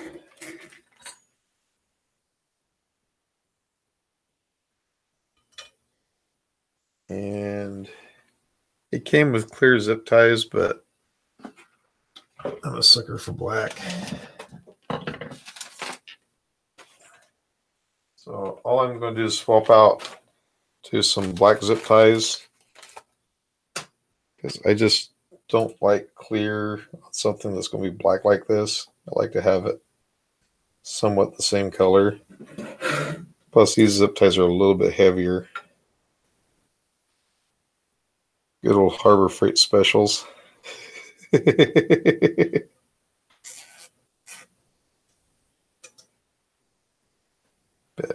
much.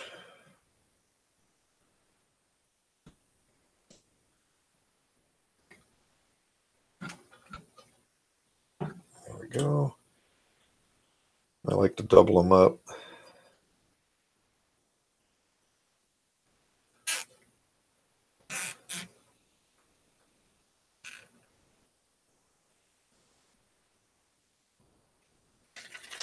Let's go ahead and use these nippers. I like those.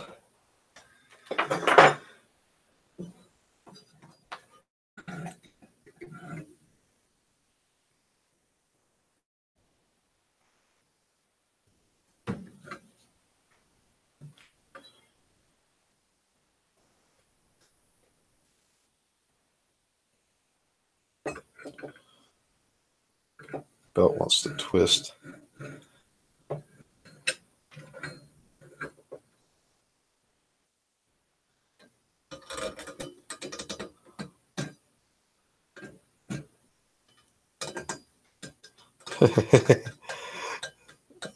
That's not good. So if I tighten too much, you can see the frame flexing. So I gotta try to find the happy medium between a tight belt and a happy frame, I guess.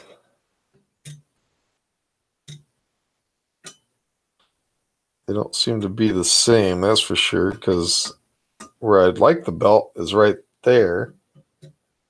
But when I do that, I can see the frame is bowed. So I'm going to back it off just a couple clicks there and go that route.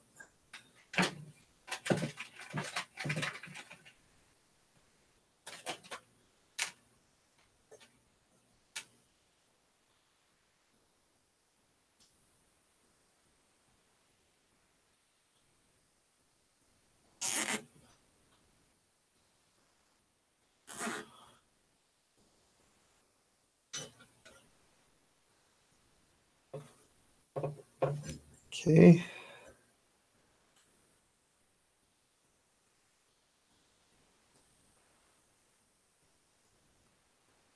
I don't know why I like to reverse my zip ties. Have it go from one way on one and go the other way on the other. Okay.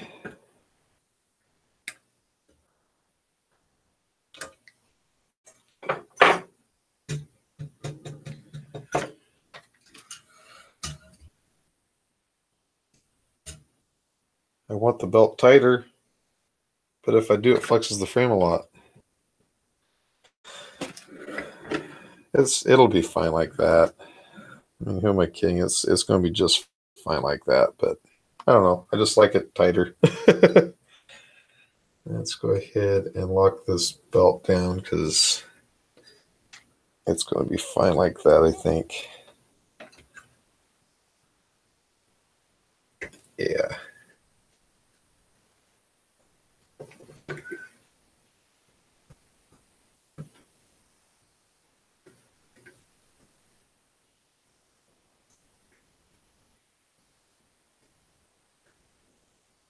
Maybe you need to print some sort of a brace for the frame in the front after you assemble it. That's very true. I might have to. Although it still has these screws with the T-nuts on it. So I don't know what's going on with that. So maybe later on I'll find out that there's a framework that actually goes around it. That's why I'm not going to worry about cutting that belt just yet, because I will probably end up cutting the zip ties off and maybe retightening it later. It seemed to assemble the heat bed now. You know what? I think I'm going to wait until I get everything else assembled. That's not going to be that hard to put on. It's just going to be four screws and nuts with springs, and I can do that at the end of it. Okay, so now we're coming to the Z-axis driver mechanism. Let's go ahead and set this over here. We got our extruders there. Let's grab two motors here. Kind of move everything around a little bit. Okay, so it's calling for these brackets here. And M3x6.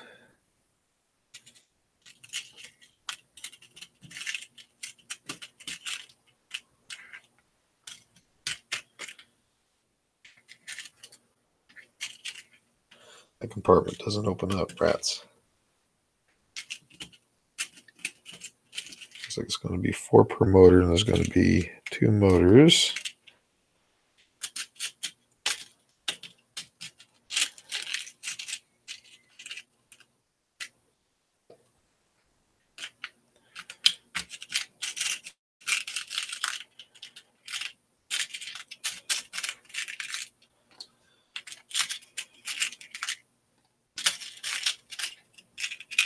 Yeah, it's getting to that point. Start digging them out and just lay them on the desk. Okay, let's see where we're at there. So we have that, and it's saying to use washers. My goodness.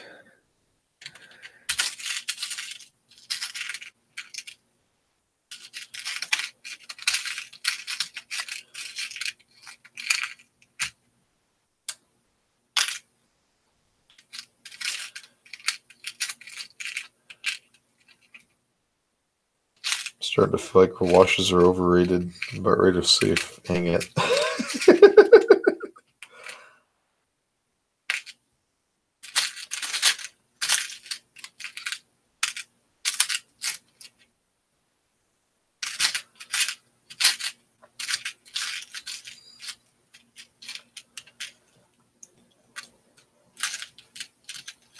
So washers are a pain to get hold of.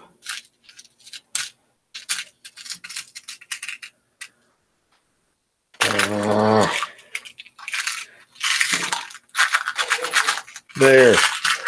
Got the washers out. Okay. So we have that. Got our motor. So it's supposed to set our motor there. Let's see. Wired toward, so I guess that way. And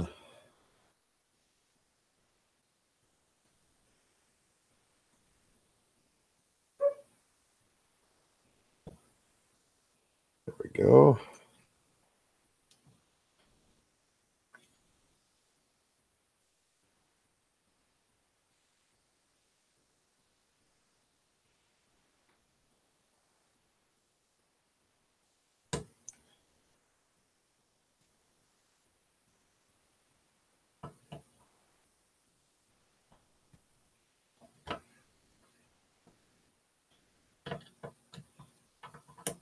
Yeah, it rained almost all night last night.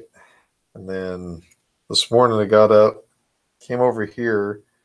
It was raining a little bit when I came over, and then I went back to go change my shirt because I found I had paint on the one I had. And sun was coming out, and by the time I came back over, it was starting to sprinkle again. So it's just one of those nasty days here.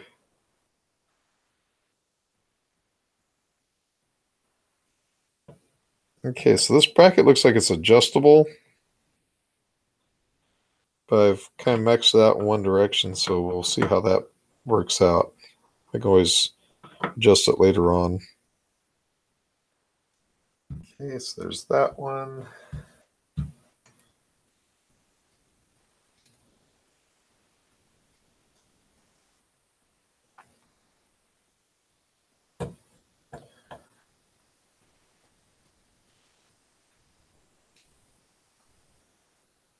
What time is it? 10:26.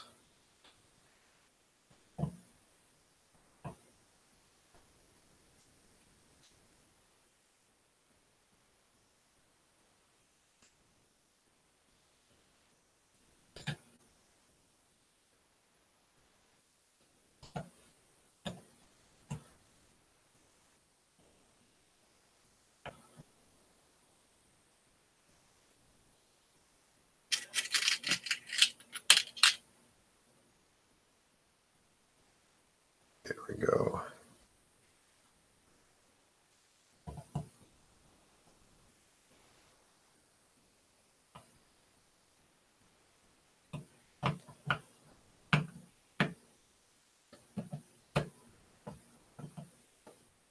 Okay, so for one of these, it says it wants an end stop. The back of it. So let's see, we have end stops. Nope, that's not that one. It looks like this one.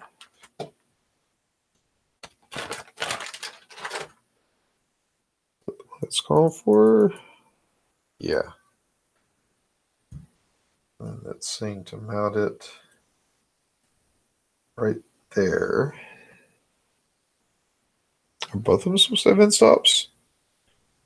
No, it's just showing the same one over and over and over. Okay. So we've got that. Then we need M3x6 with same size screws of what we're just using. And then it's going to want, it says to use a nut between it.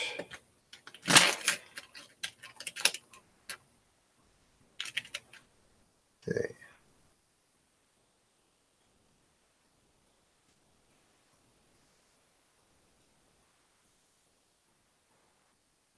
Don't know why they want a nut between it, but I guess as a standoff.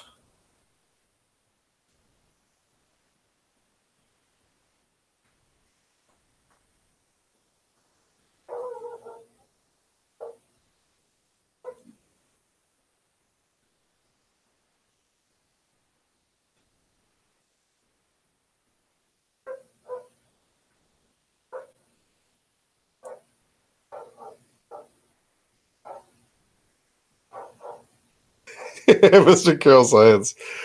Forgot you guys have daylight savings time. We're in the same time now. So you're in Arizona. Sweet.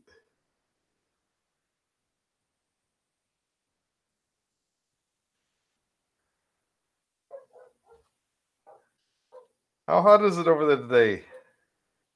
Probably in the 70s, huh? At this time of year.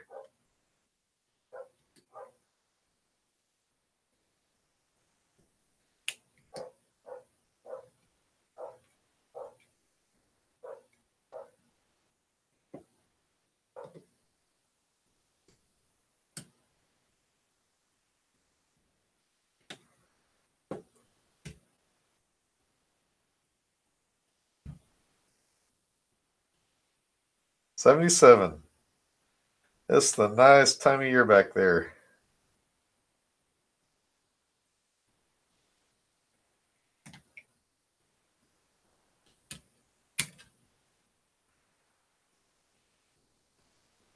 Yeah, I got family that live back there, and they love it, but they hate it.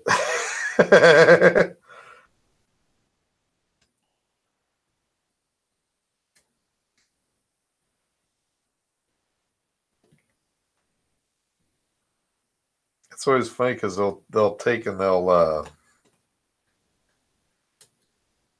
come out here to visit, and they got to wear a jacket in the summertime.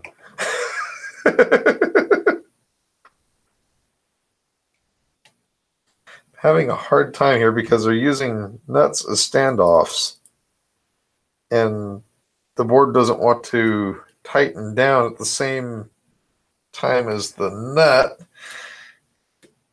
My goodness. Close enough. So we have our end stop on there. That's all taken care of. Okay, now it's talking about couplers.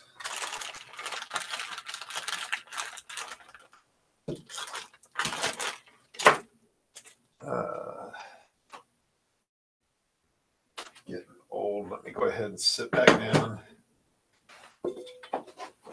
There we go.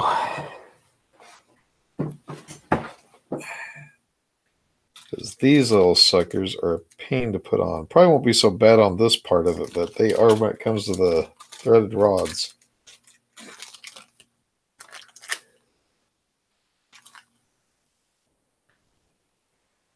Okay.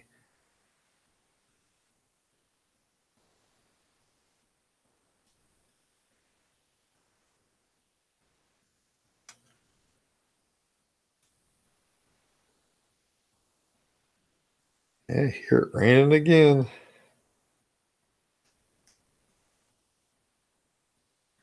Yeah, we needed it. They were about ready to declare another drought again. So we needed all the rain that we could get as fast as we could get it.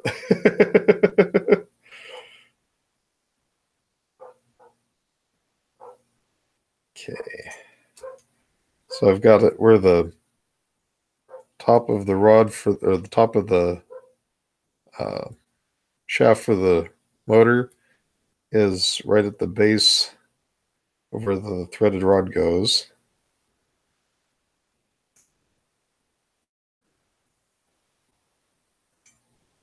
It looks straight. That should work.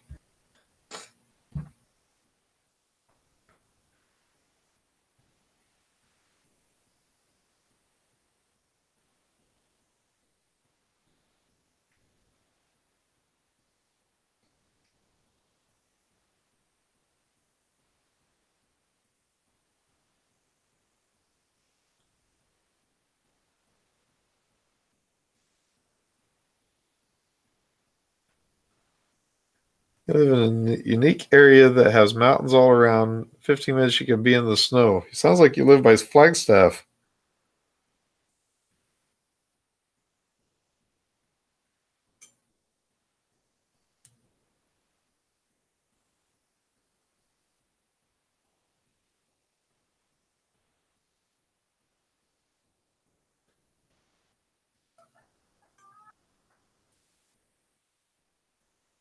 There we go. Okay.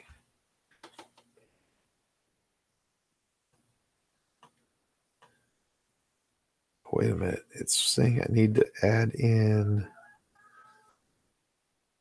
Oh, Safford. I never heard of that. Is that in the northern part or the southern part?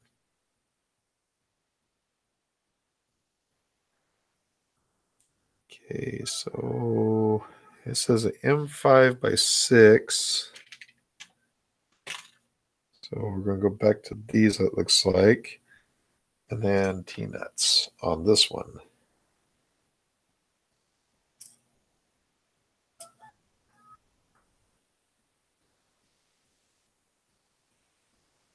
World's largest telescope. Okay. I'll have to look that up.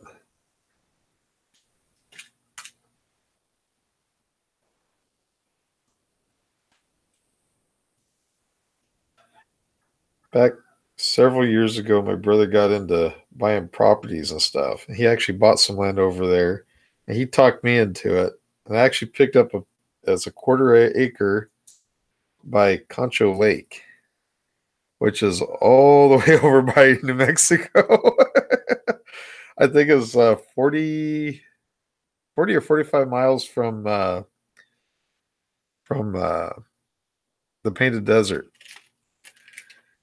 So I've only seen it one time, and that was enough for me. I mean, it was out in the middle of nowhere.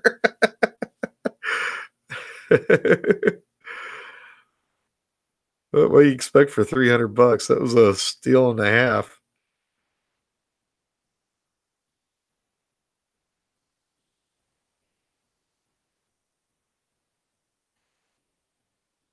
Okay. Back. So I need to do the same thing to this one, but for the T-nuts.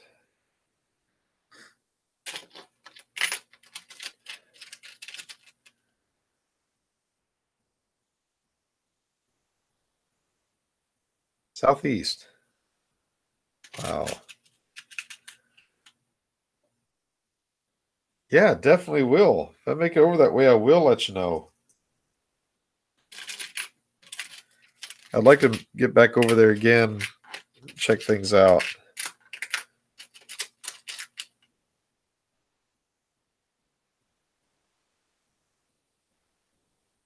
There we go.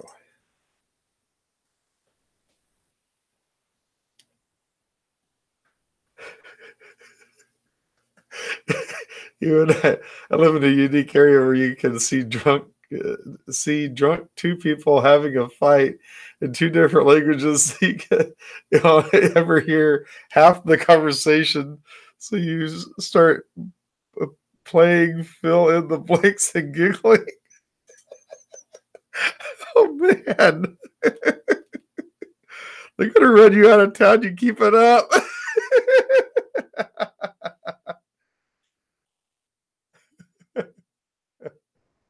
Greg the Great. Greg the Great. How you doing, my friend? Oh my, look at how sexy that is. How he puts that together. Oh man. Yeah, it's taking a little bit. I got this part done. Okay, so now it says assemble Z-axis carrier sub-step 1. Screws and nuts for carrier left, screws and nuts for carrier right.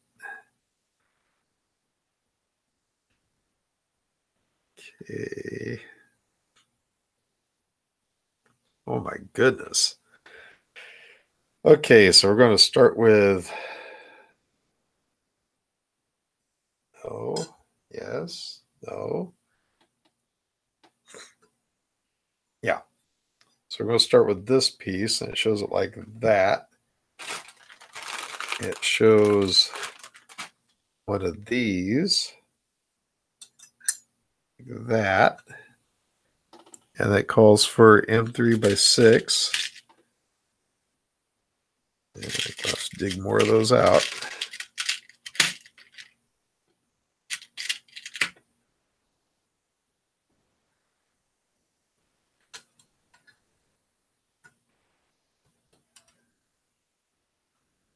Yeah.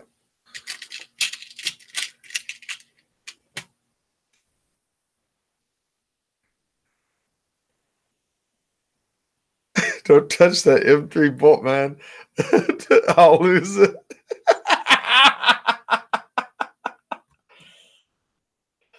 I touched it.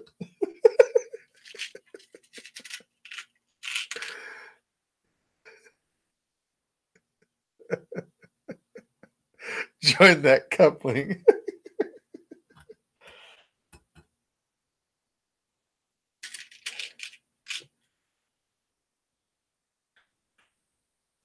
Let's see, is that the right size? Yeah.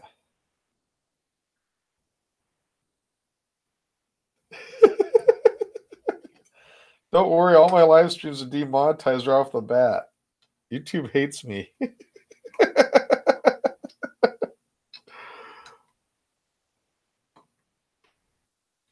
I'll take it. I'll finish a live stream with Calvin. I'll check it. It'll show it's demonetized. So I'll take and I'll do the deal where you're supposed to uh, have them go through and check it or whatever. And usually about 2-3 days later, they'll take and they'll monetize it after everybody's quit watching it. Okay, so now install wheel carriers. Calling for 3 of them. They got little washers in them that kind of get shifted. Okay, so now I need M5 by 35. So I'm guessing that's going to be these.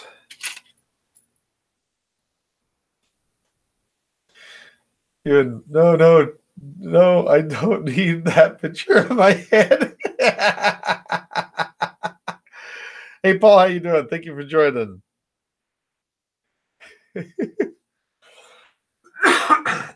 Excuse me. You guys are funny. This right here, the chat is what makes it so enjoyable to do a live stream. Because if it wasn't for you guys, this would be boring.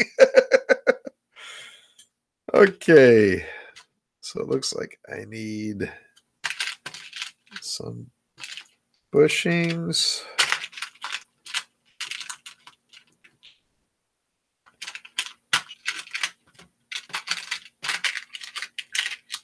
Come on.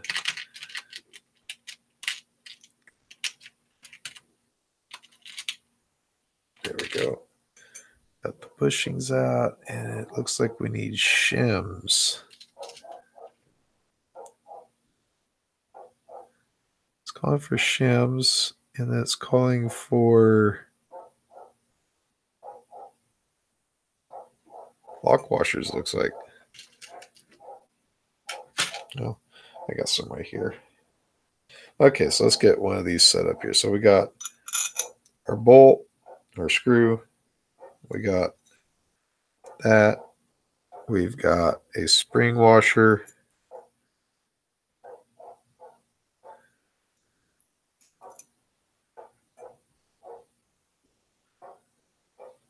That's calling for a shim. The only shims we have are, well, just a regular washer.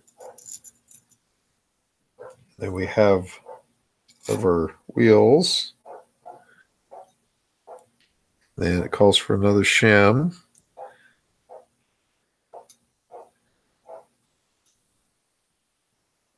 And it looks like another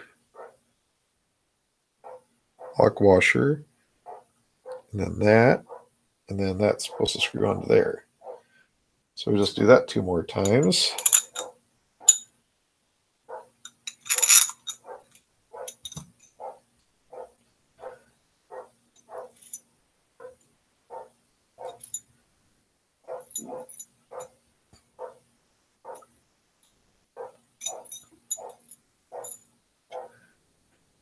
There you go with that.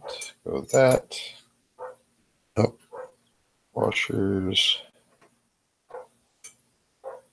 Lock washers. Bushings. There we go. That's supposed to be it. Come on, baby. Get in the hole. That's right. Who's your daddy? I had to say it. I had to. There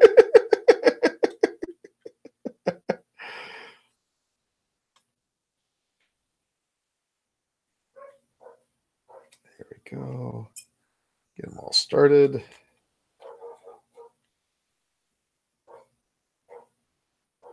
Okay.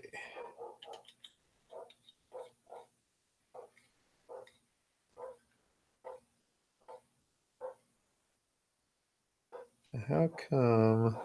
I guess maybe I've put nuts on it. Did it say anything about nuts? I guess it did say something about nuts. Okay, so where are the nuts? There's the nuts.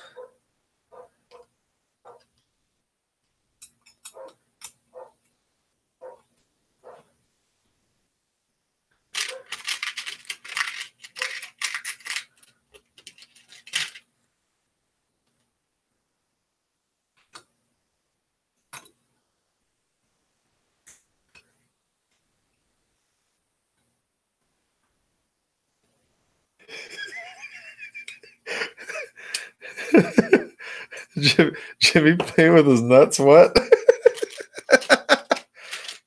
What nuts? Oh, these nuts.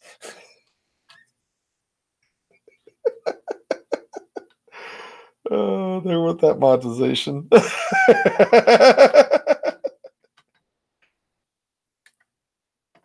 on this first and last build of a GearBest printer.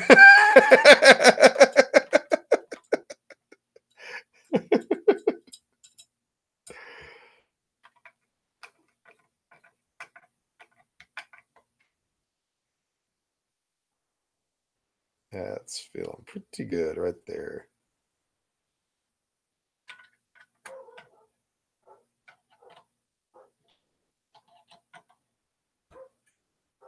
That feels nice. Okay.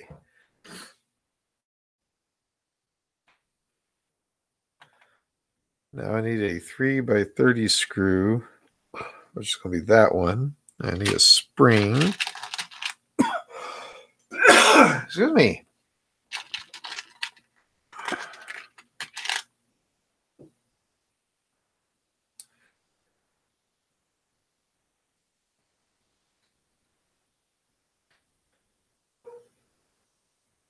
Fixing that naughty printer. It's a bad printer. Okay.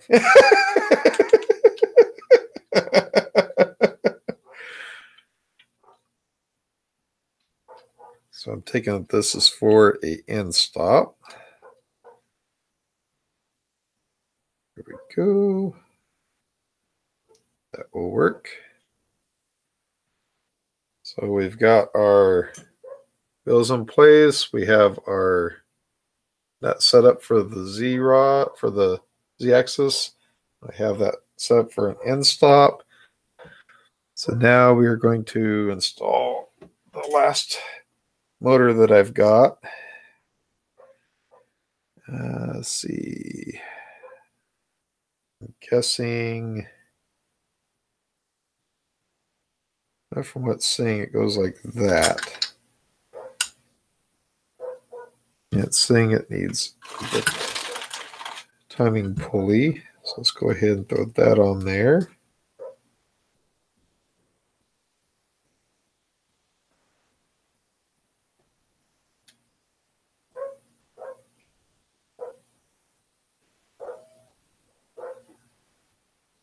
Actually, that shows it going the other way. Never mind. So used to have them being turned in on themselves. This one calls for it to be outward.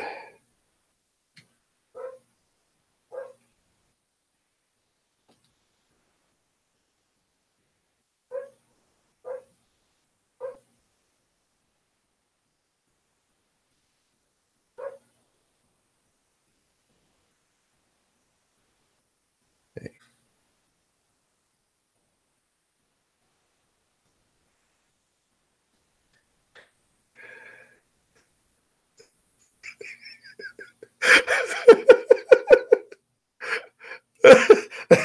That printer speak was so natural. Yeah, it was.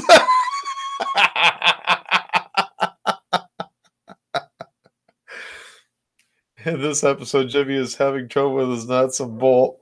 He can't seem to get it in the hole. Maybe he'll have to get his drill out again. We'll see after.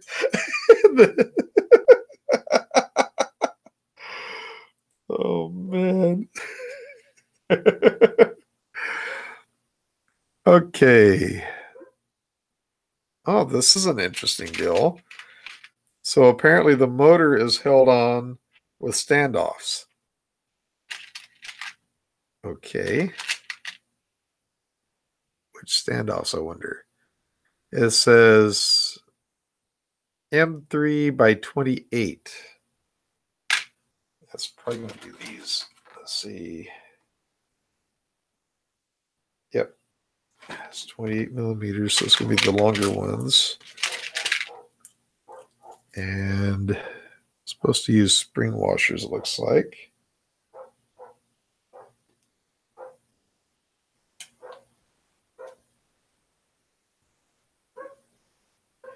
Which are kind of odd that we're using spring washers on those because they kind of look like they're tapered or something. Maybe not.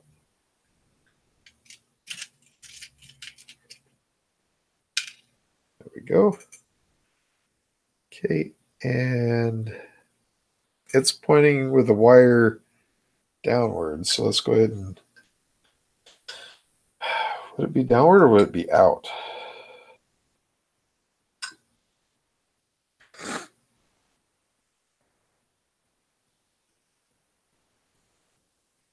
I kid you not. Let me show you what I'm looking at.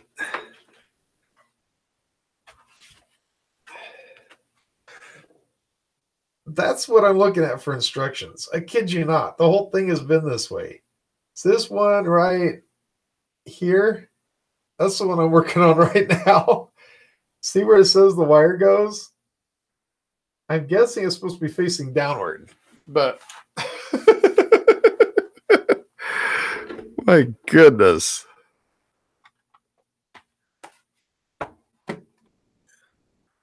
Okay. Let's just go ahead and face it down. Even though my gut tells me it should be facing out, we'll just go ahead and do it down.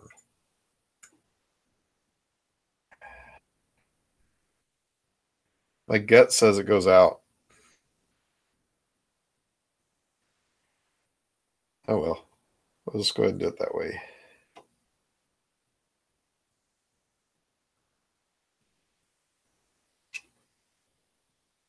Drop that one. I'm not getting down there because of one little washer. There we go.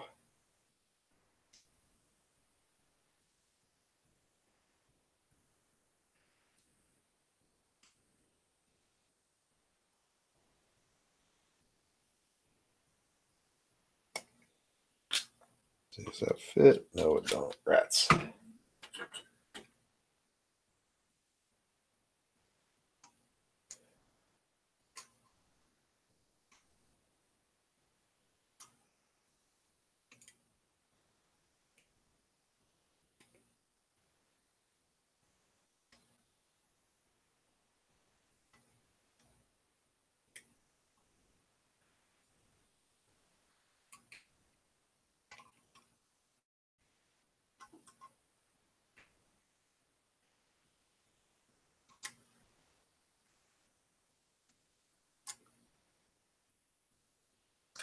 It looks like the instructions to a really old Meccano. You can't, you know, the ones that always have one wrong instruction, so you mess up and have to figure the whole thing, figure out how to build the whole thing without them. That honestly, that's kind of way it's like you just interpret it.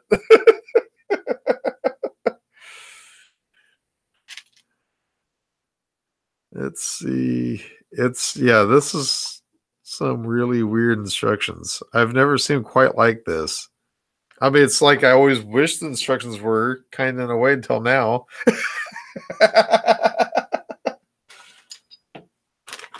I used to do everything but just by looking at the pictures, but this is a little bit ridiculous. Okay. So we got our limit switch. We have this plate right here. The limit switch fits upward like that. And it's calling for 2.5 by 10. 2.5 by 10? It's never asked for a 2.5 before.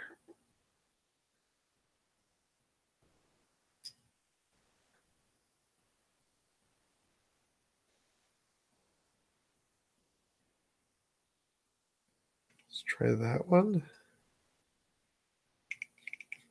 Well, it fits. That one.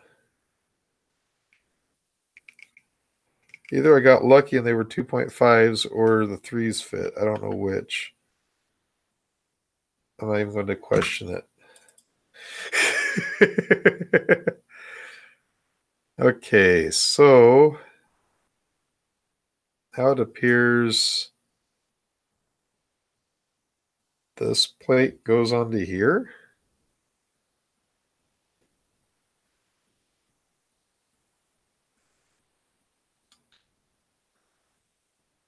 Doesn't give a very good angle on it.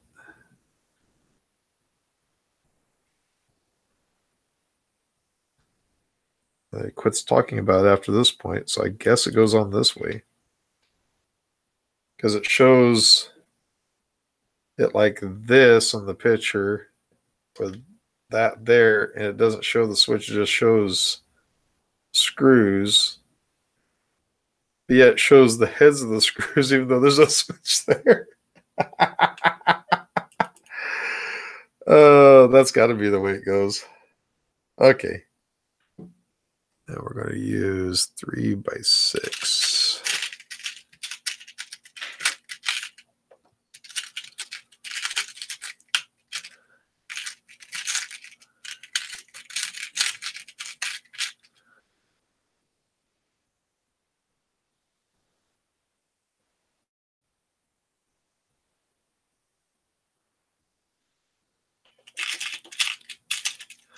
I look at the chat every so often to make sure somebody's not yelling at me saying, "Don't do that."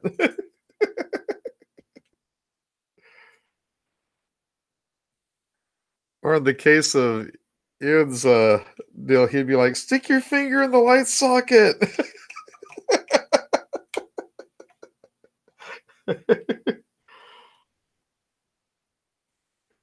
I want to see fireworks.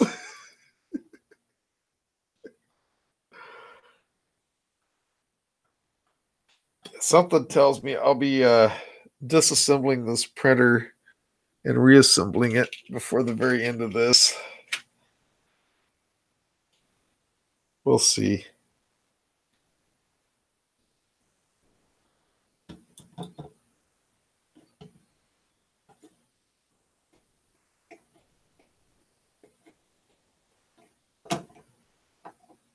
There we go.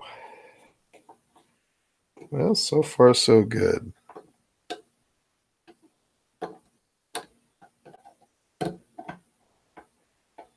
Okay. My goodness, it feels like at this point on the TiVo build, I was about done building it. Okay, so we have this bracket here. And we're going to take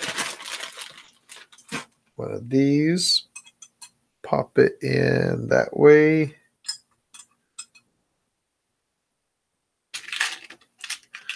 Start to run low on those little screws. I might have to get on my hands and knees and look for the one I dropped.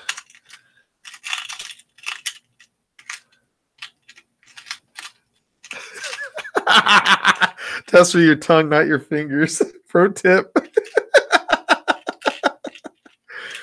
how they test 9-volt batteries. I remember going to Radio Shack when I was a kid. And that's how they always tested the batteries. So guy behind the counter would always stick it against his tongue. And I'm like, why do you do that? Well, you can tell if the battery's charged or not.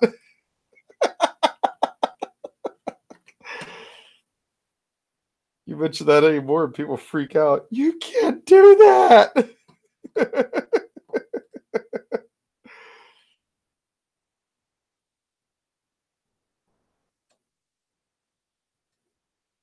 Loosen that up just a hair.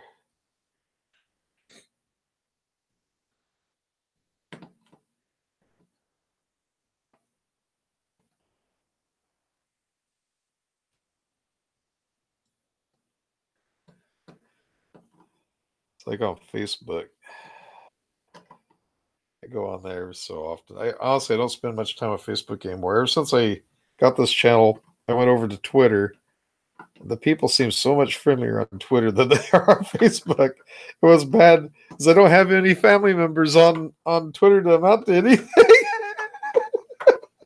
Yet it seems way more peaceful than it is on Facebook. You go over there and somebody's always posting that thing. You remember when we used to take a drink out of a garden hose? And I'm like, I did last week. What are you talking about?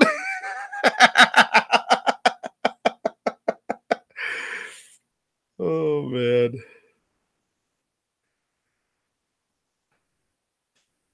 Play Katy Perry. You go ham with the hairspray mutated. Stick your finger in the socket.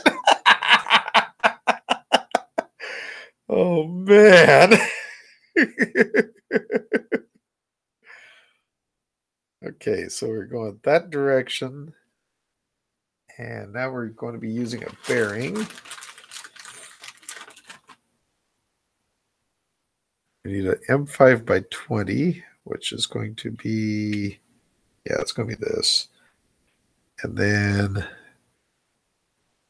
large washer, small washer, bearing, small washer, large washer, and pushing. Put it through the hole and put a nut on it.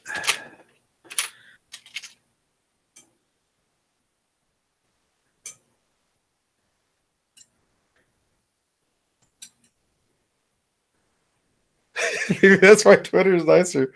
Honestly, that's probably the truth. It's pretty bad whenever your family members, and I'm not saying this about all my family members, but there's some family members that air all of their party affiliation and just go way overboard on stuff. It's like there's such a thing as a middle of the road. Sometimes you just gotta take it. Because man.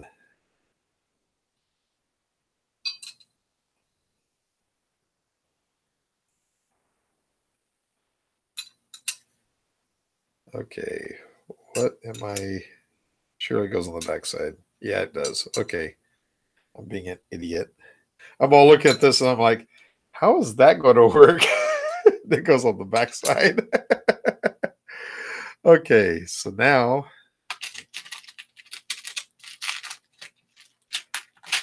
we need those. We're going to need a truckload of these.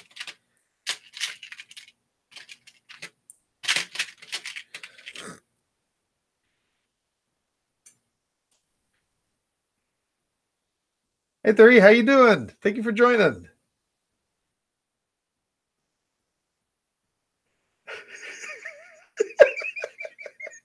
Unfortunately, on your end, all you'll hear is, "Baby, you're a firework." Boop.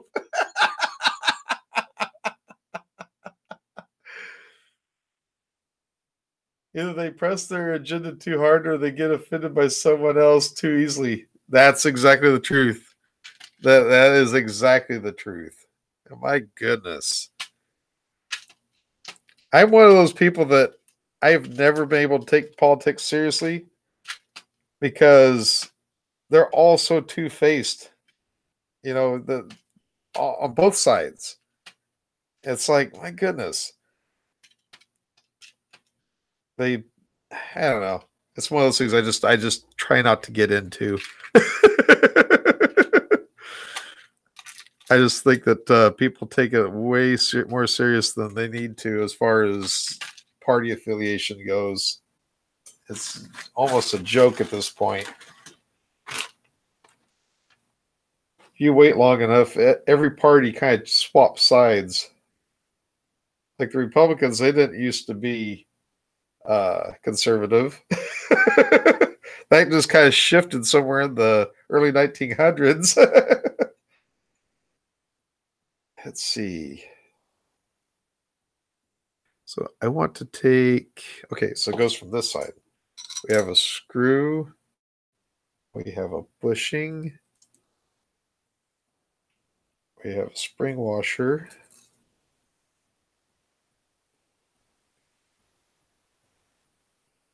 Okay, I see what's happening. So that's the reason why I can't find enough spring washers. Okay, so we got that. Okay, I need a washer, a washer, and no spring washer in this case. It's just going to be that, and then it'll go through that, and there'll be a nut. Okay. That makes more sense. So we're going to go, this one's going to be a complicated one.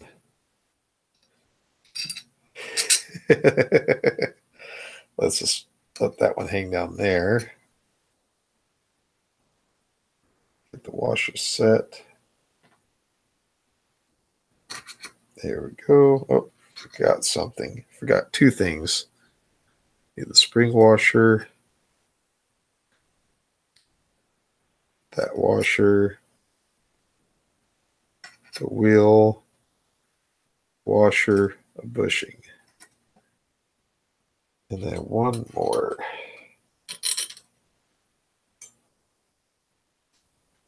Now these are not eccentric, which is kind of different. Like on the TiVo, it had it where you could adjust the tension on the extrusion by moving one of the nuts. Or, yeah, it had like an eccentric nut. So you could rotate it and press the wheels tighter against the carriage. I don't see that happening on this one.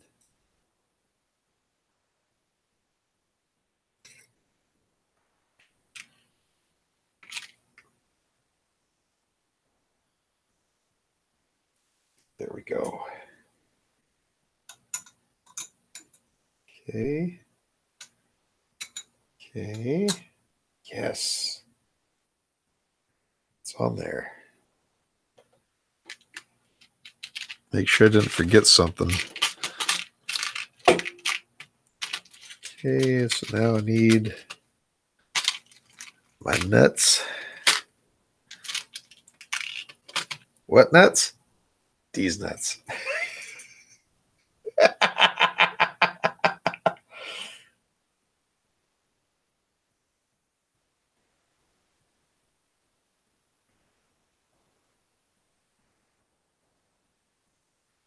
Yeah, that's exactly right. They go and they say don't vaccinate your kids, and then they cry whenever they come up with meningitis or something like that. That's exactly right.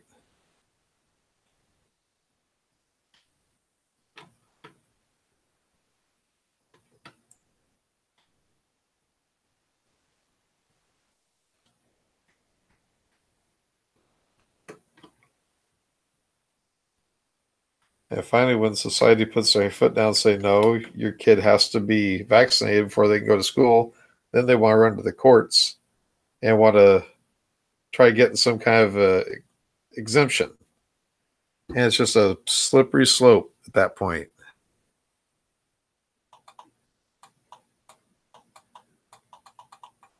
Okay, so now it's saying to use 2 of these with the eccentric nut, or the eccentric nuts, with these T-nuts. Do this part.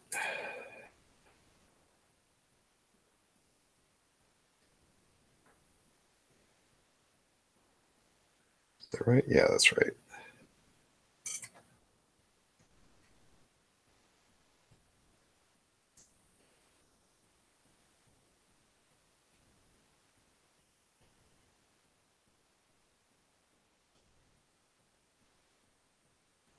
Somehow that just doesn't, this is not cooperating on that part at all.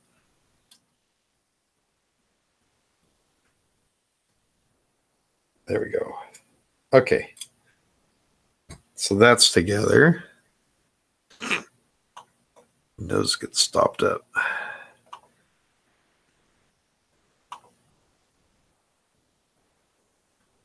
Assemble the power supply and control board. Why in the world are we doing that already? What about the frame? Did we ever get to the frame? Yeah, it's about 3 more steps ahead. This is going to turn into a two-day just building it. I thought I'd be on the wiring tomorrow, but I think I'm going to still be building it tomorrow at this rate. Okay, so now it wants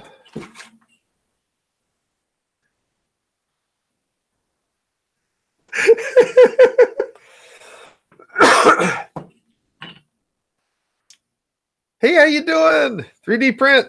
Yeah, I got the Daniel Norrie shirt on. Oh. Now he's got it political. Quick, Jimmy, stick your finger in the socket. Or go pee on electric fence. Man, you're getting hard on me now, man. Oh, goodness. I forget who told me the trick of raking something across the edge in order to break up the corner of this paper. But man, whoever that was sure did me a favor. That makes it a lot easier to get this paper loose. Definitely makes it a lot easier.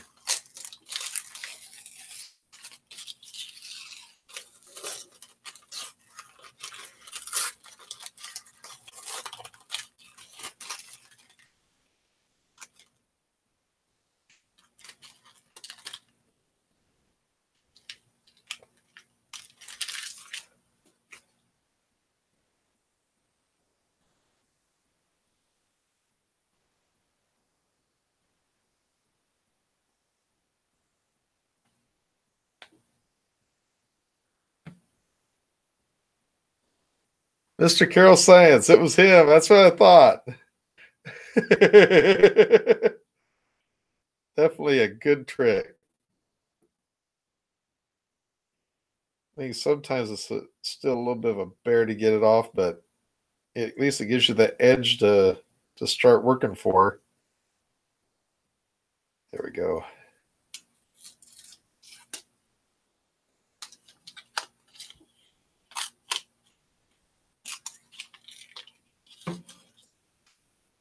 pulling it by the wrong direction here. I get it the right way.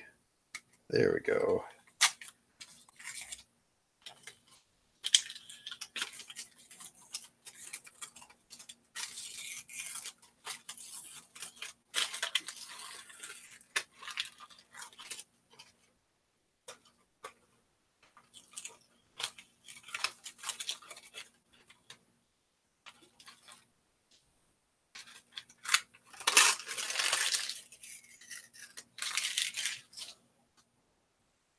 There we go. So we need that one and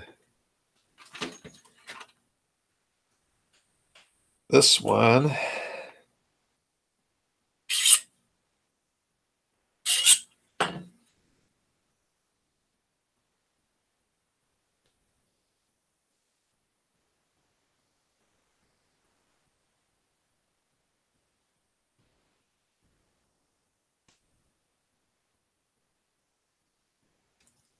There we go.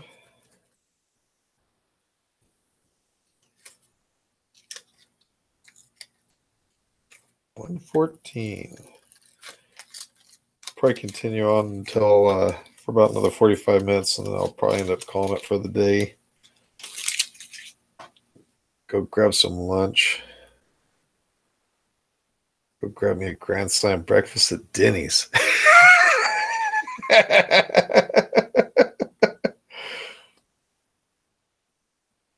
I don't think Jeff's in here anymore. If Jeff was in here, he'd be like, no, don't go to Denny's.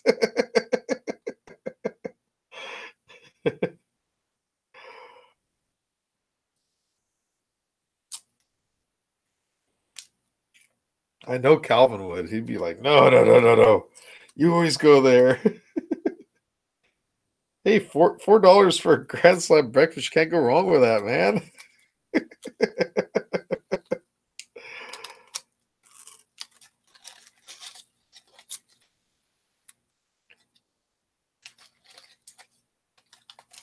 There we go. Okay, is that all the plexi or acrylic I'll need? Hopefully. Yep. At least for now, for this step. Okay, so now I need the power unit. Okay. And it's calling for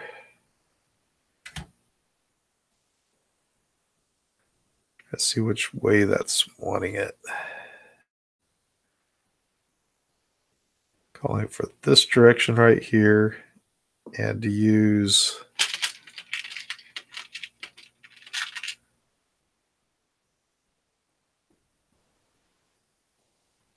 holes right here. Oh, that's go first go that way. Yeah. So it's calling for M310s.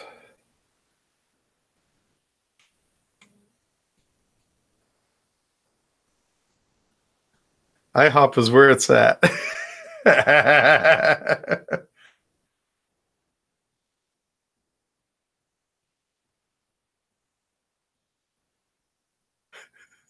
What's this? How to confuse people in the supermarket. Go to the fruit and vegetable, grab a cucumber, smack it on the edge of the shelf, listen to it, shake your head, and put it down, walk away and see how many do it. Oh, man. That would be funny to try. Let's see. I bet they do it too.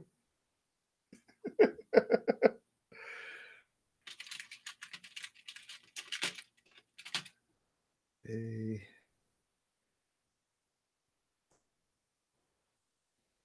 So now that one goes. Yeah, goes there. That's an adjustable one, so I'll leave that one a little bit loose.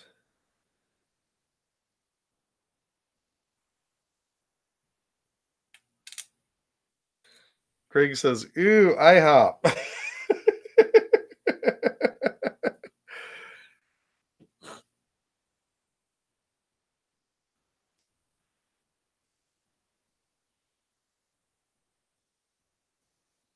Okay, so now this is supposed to mount.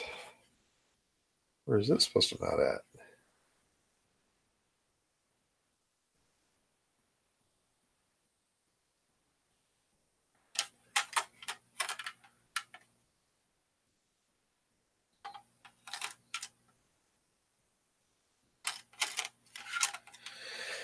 Well, first things first, I want to get the control board and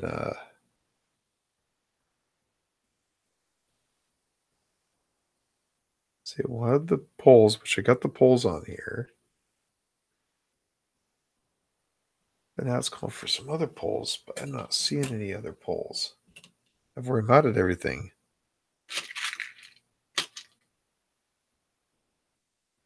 Yeah, it's all the poles that it asked for is just those.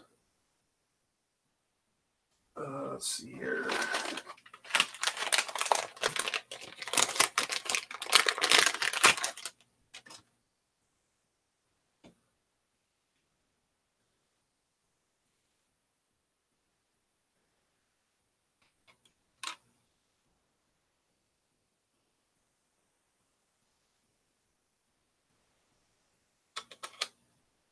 There we go.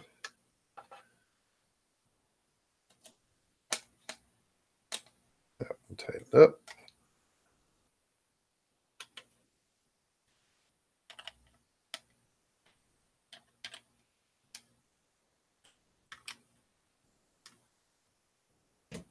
Okay.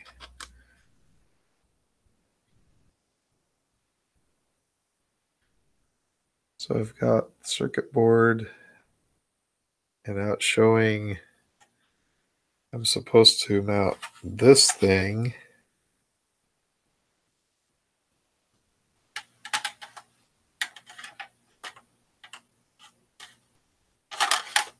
It's making no sense at all to me. Why not?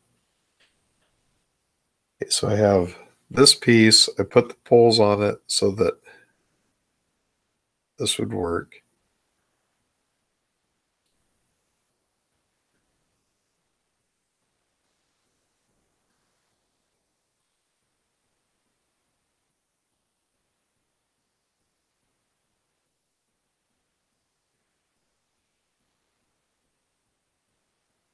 Okay, so it's showing with it.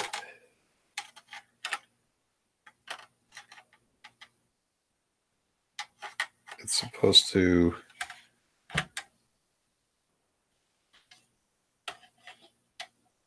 out there.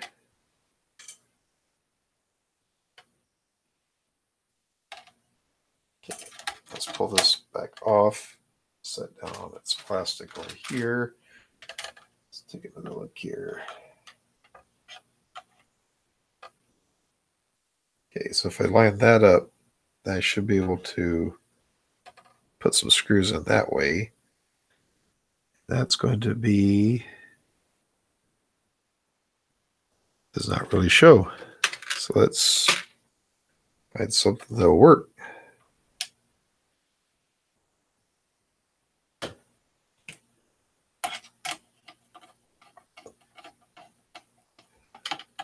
Oh.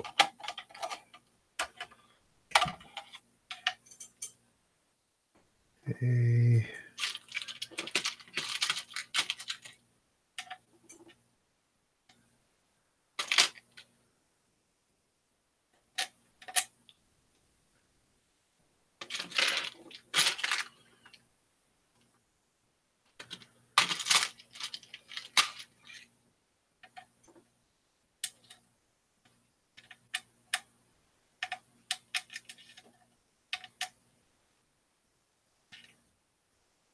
Okay, that feels like it.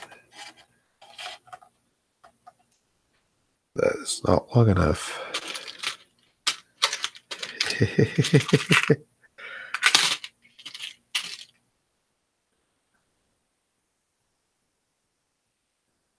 Yep.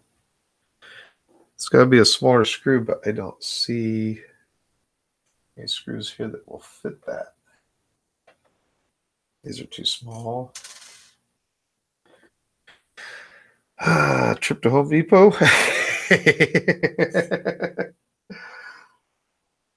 This one's supposed to fit on there some way. I believe it fits on that direction. Ah. Let's see here. Yeah, it fits on like that. And it's supposed to have M5 by 10.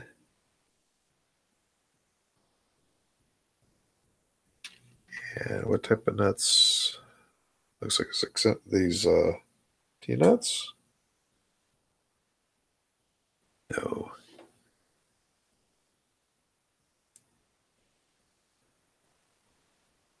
No, M3 nuts. It's going to be these.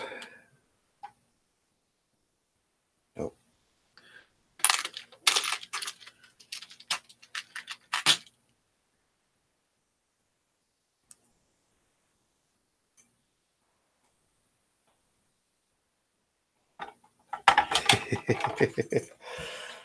This is getting to the part of the day where it's like, okay, I'm done.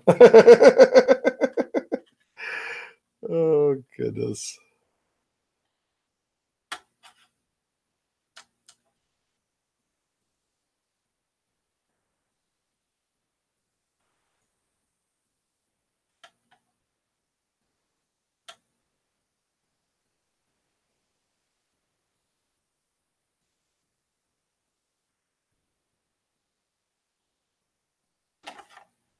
Hey, dirty dog.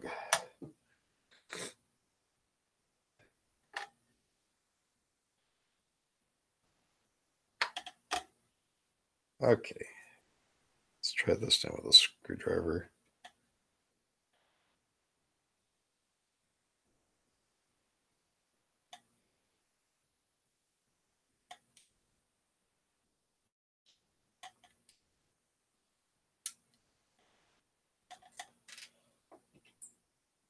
Just dropped my nut. Oh, goodness. Now let's see while I'm down here. Might as well pick up the rest of them.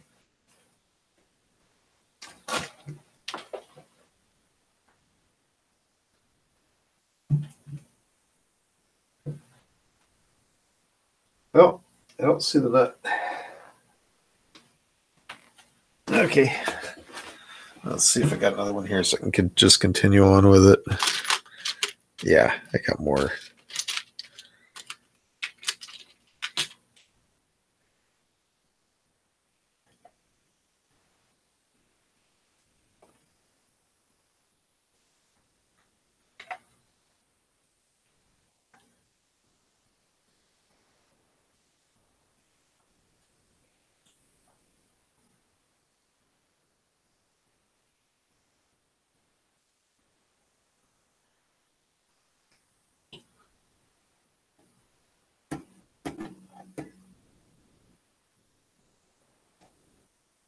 Okay, I think I got it.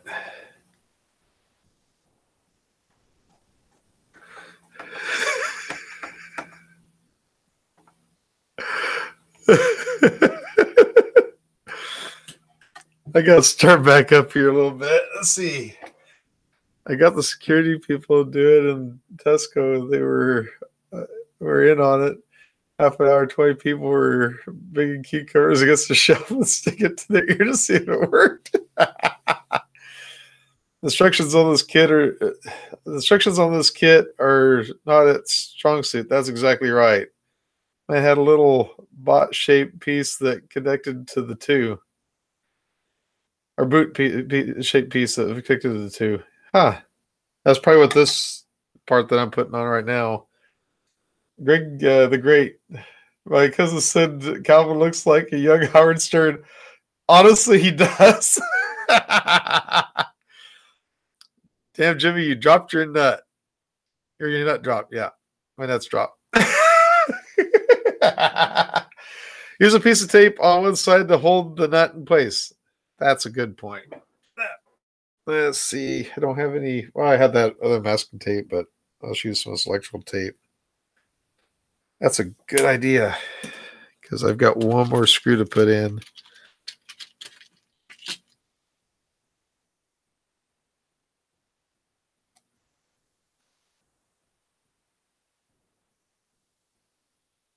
Yeah, that's a lot easier. Thank you very much.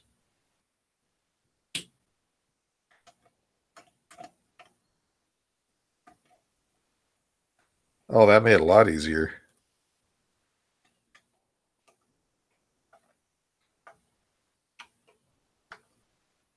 Thank you very much, Mr. Carroll Science. Okay. So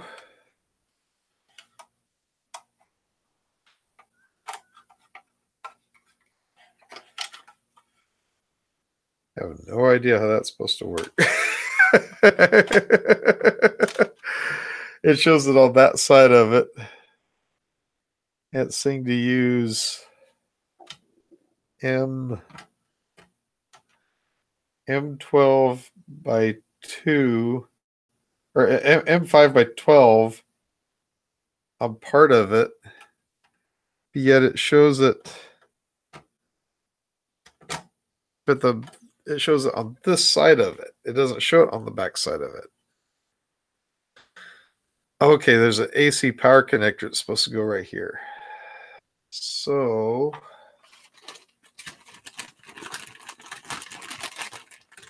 yeah, these instructions are just a nightmare.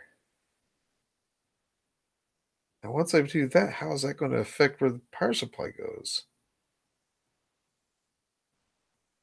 Turn that over.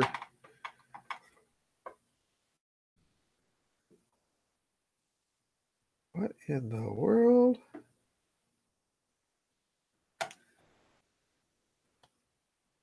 It shows that goes into place there.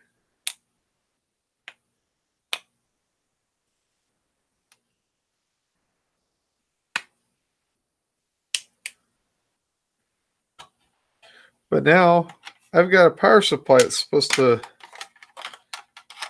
where does it go? Okay, so it goes up above it slightly. Okay. So it has to go through these holes here. Which, once again, now I'm to the point of what screws do I use, and I do not have the correct screws here to make it go. I wonder if, yeah, I'm supposed to have some standoffs. I was wondering about that too. Okay, what am I missing here? Somehow I'm severely going wrong on something here. I'm trying to figure out what it is.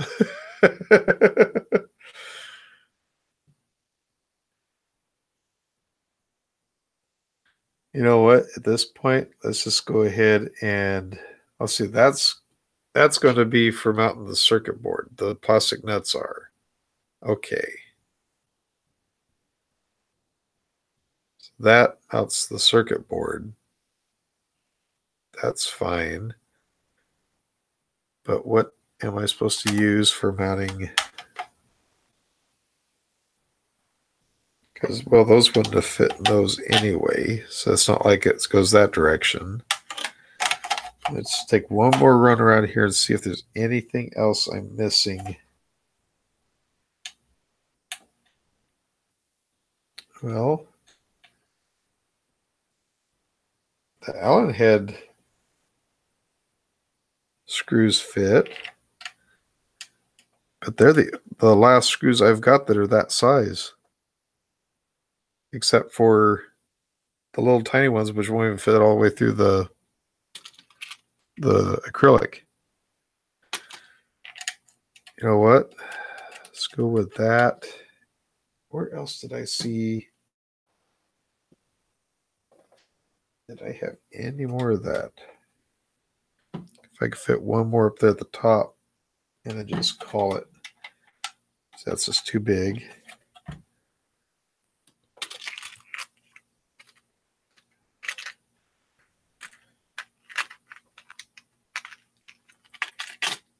Oh, please.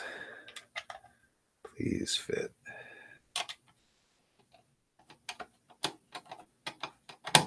No.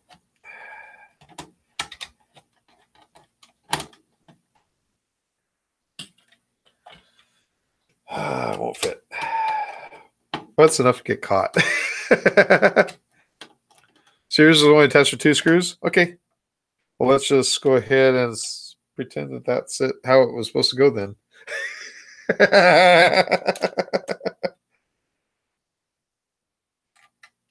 It just feels like it's supposed to be attached at the top, is what it feels like. Because otherwise it's got this kind of a gap there. It just feels like it's supposed to be attached somewhere there.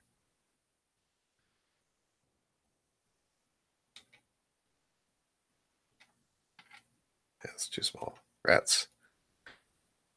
I might stop past Orchard or somewhere, just pick up a couple M4s just to have them, and just to go ahead and attach it later on, maybe tomorrow or something. Anyway, then the circuit board goes on to here. Then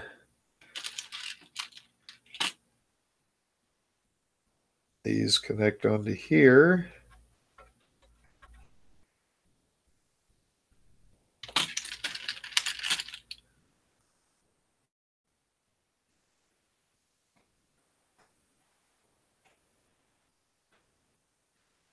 Okay.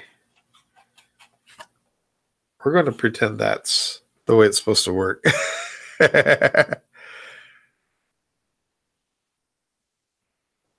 Okay, and then it looks like there's supposed to be more of these going through with T-nuts.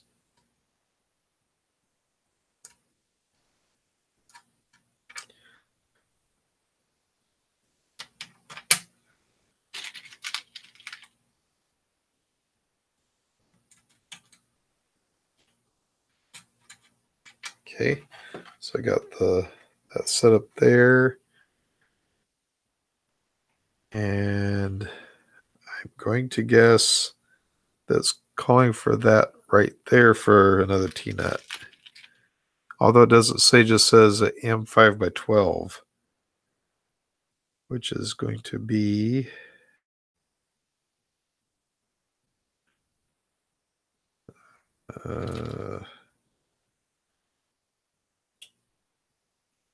that one should work.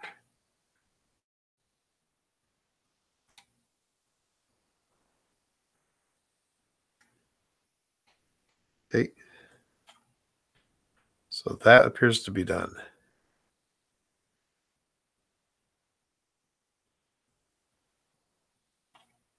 So that's going to sit right there for now.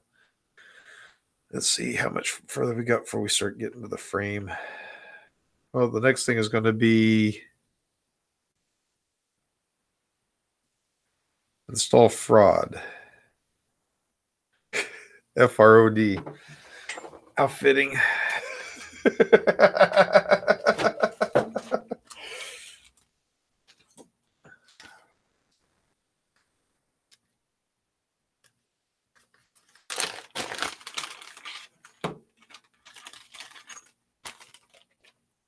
Okay.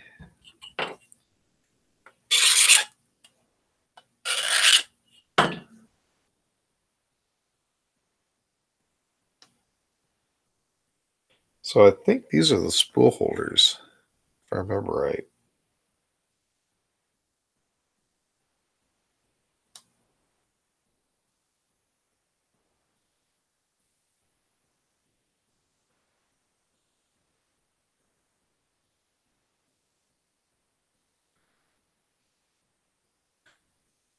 Mr. Carroll Science says move one screw to the top, put them diagonally, one at the top, one near the bottom on the opposite. That's a good idea. I'll probably go back and do that this evening.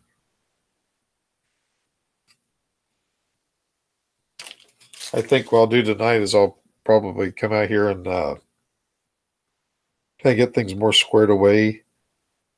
You know, go back and kind of double check if I need to turn any of the motors, get them turned around tonight.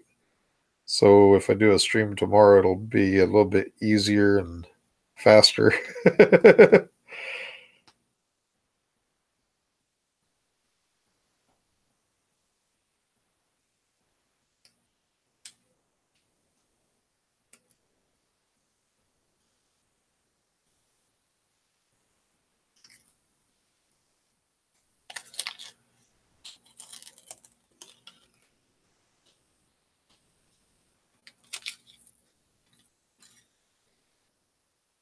There we go.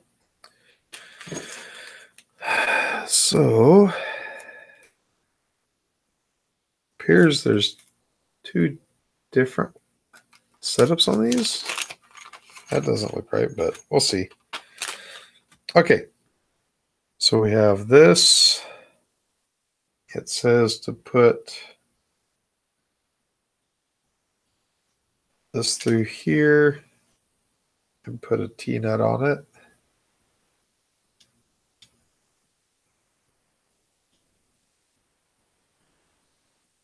Yeah, it feels like I'm missing screws, honestly. Notice like right here for the T-nut. It had one, but it doesn't have the second one. So I have to steal out of this pile over here. That don't seem long enough. That seems too long. So yeah, I think I gotta probably pick up some extra hardware. And maybe that is long enough. Okay. So here we got that on there. Then it shows this connecting to that. And then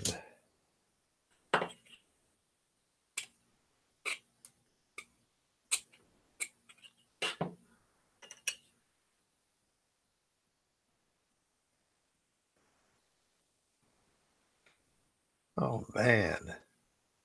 So Tony's saying, hopefully you have all the parts. Mine was missing the X end stop mount, the Y end stop did not hit the switch, and the Z end stop wiring was wrong for the parts they sent. Great. Yeah, better to have extra screws, definitely. You never have too many screws. Yeah. No, I think I'll pick some extras up, have them on hand. That didn't do so hot. There.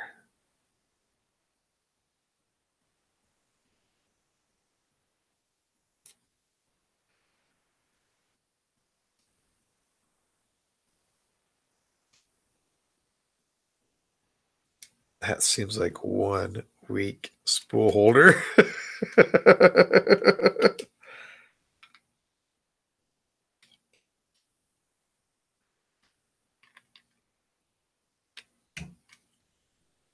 A standoff used for a spool holder. That's kind of different.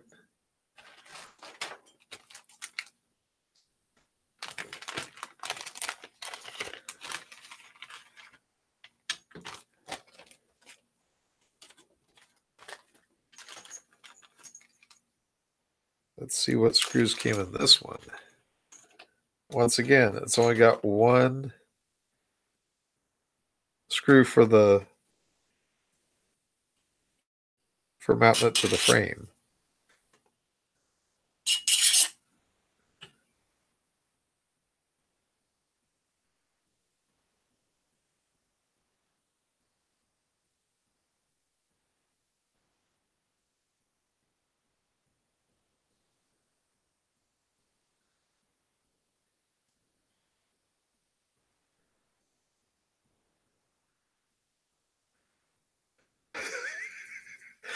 But Jimmy does have a few of his loose screws loose. Yeah, you pretty much have to try taking this on a live stream.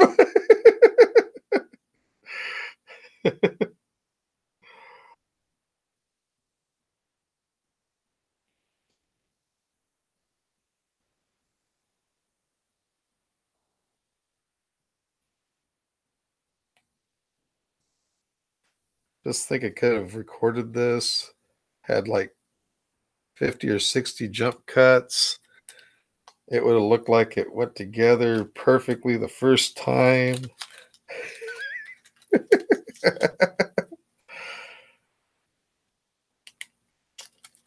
Like I said, it worried me right off the bat when I went to the website, and they don't even show this 3D printer.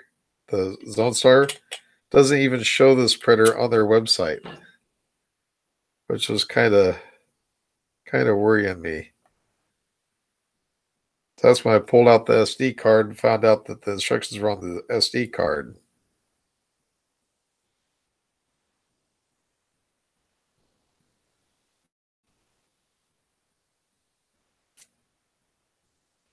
Okay. So one of these goes like that, I believe. So this one's probably going to go like that.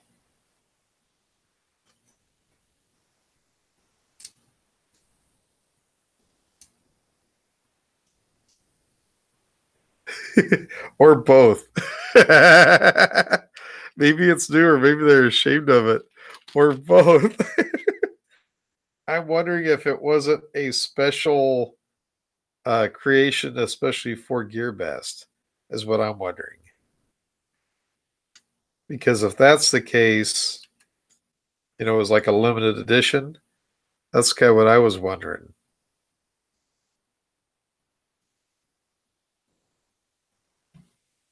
Hey, GearBest says they need a really cheap 3D printer. Can we throw something together? Sure.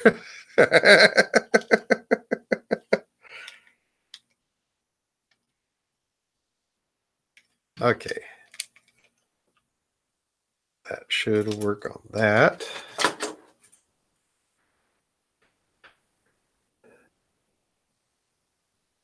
Now we get to the frame. It's 11:45, so I think I'll go ahead and call it for today, and then I think I'll start back on it tomorrow. I'll get everything straightened up, get all the framework laid out, make sure I've got everything I need that way, and then that way I can hammer at it tomorrow and get it knocked out. So, what do you say, guys? We'll just go ahead and call it right here and call it good till tomorrow.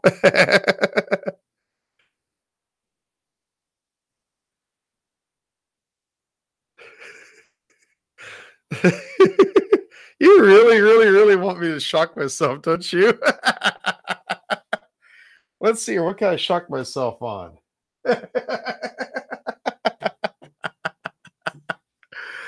Oh, man.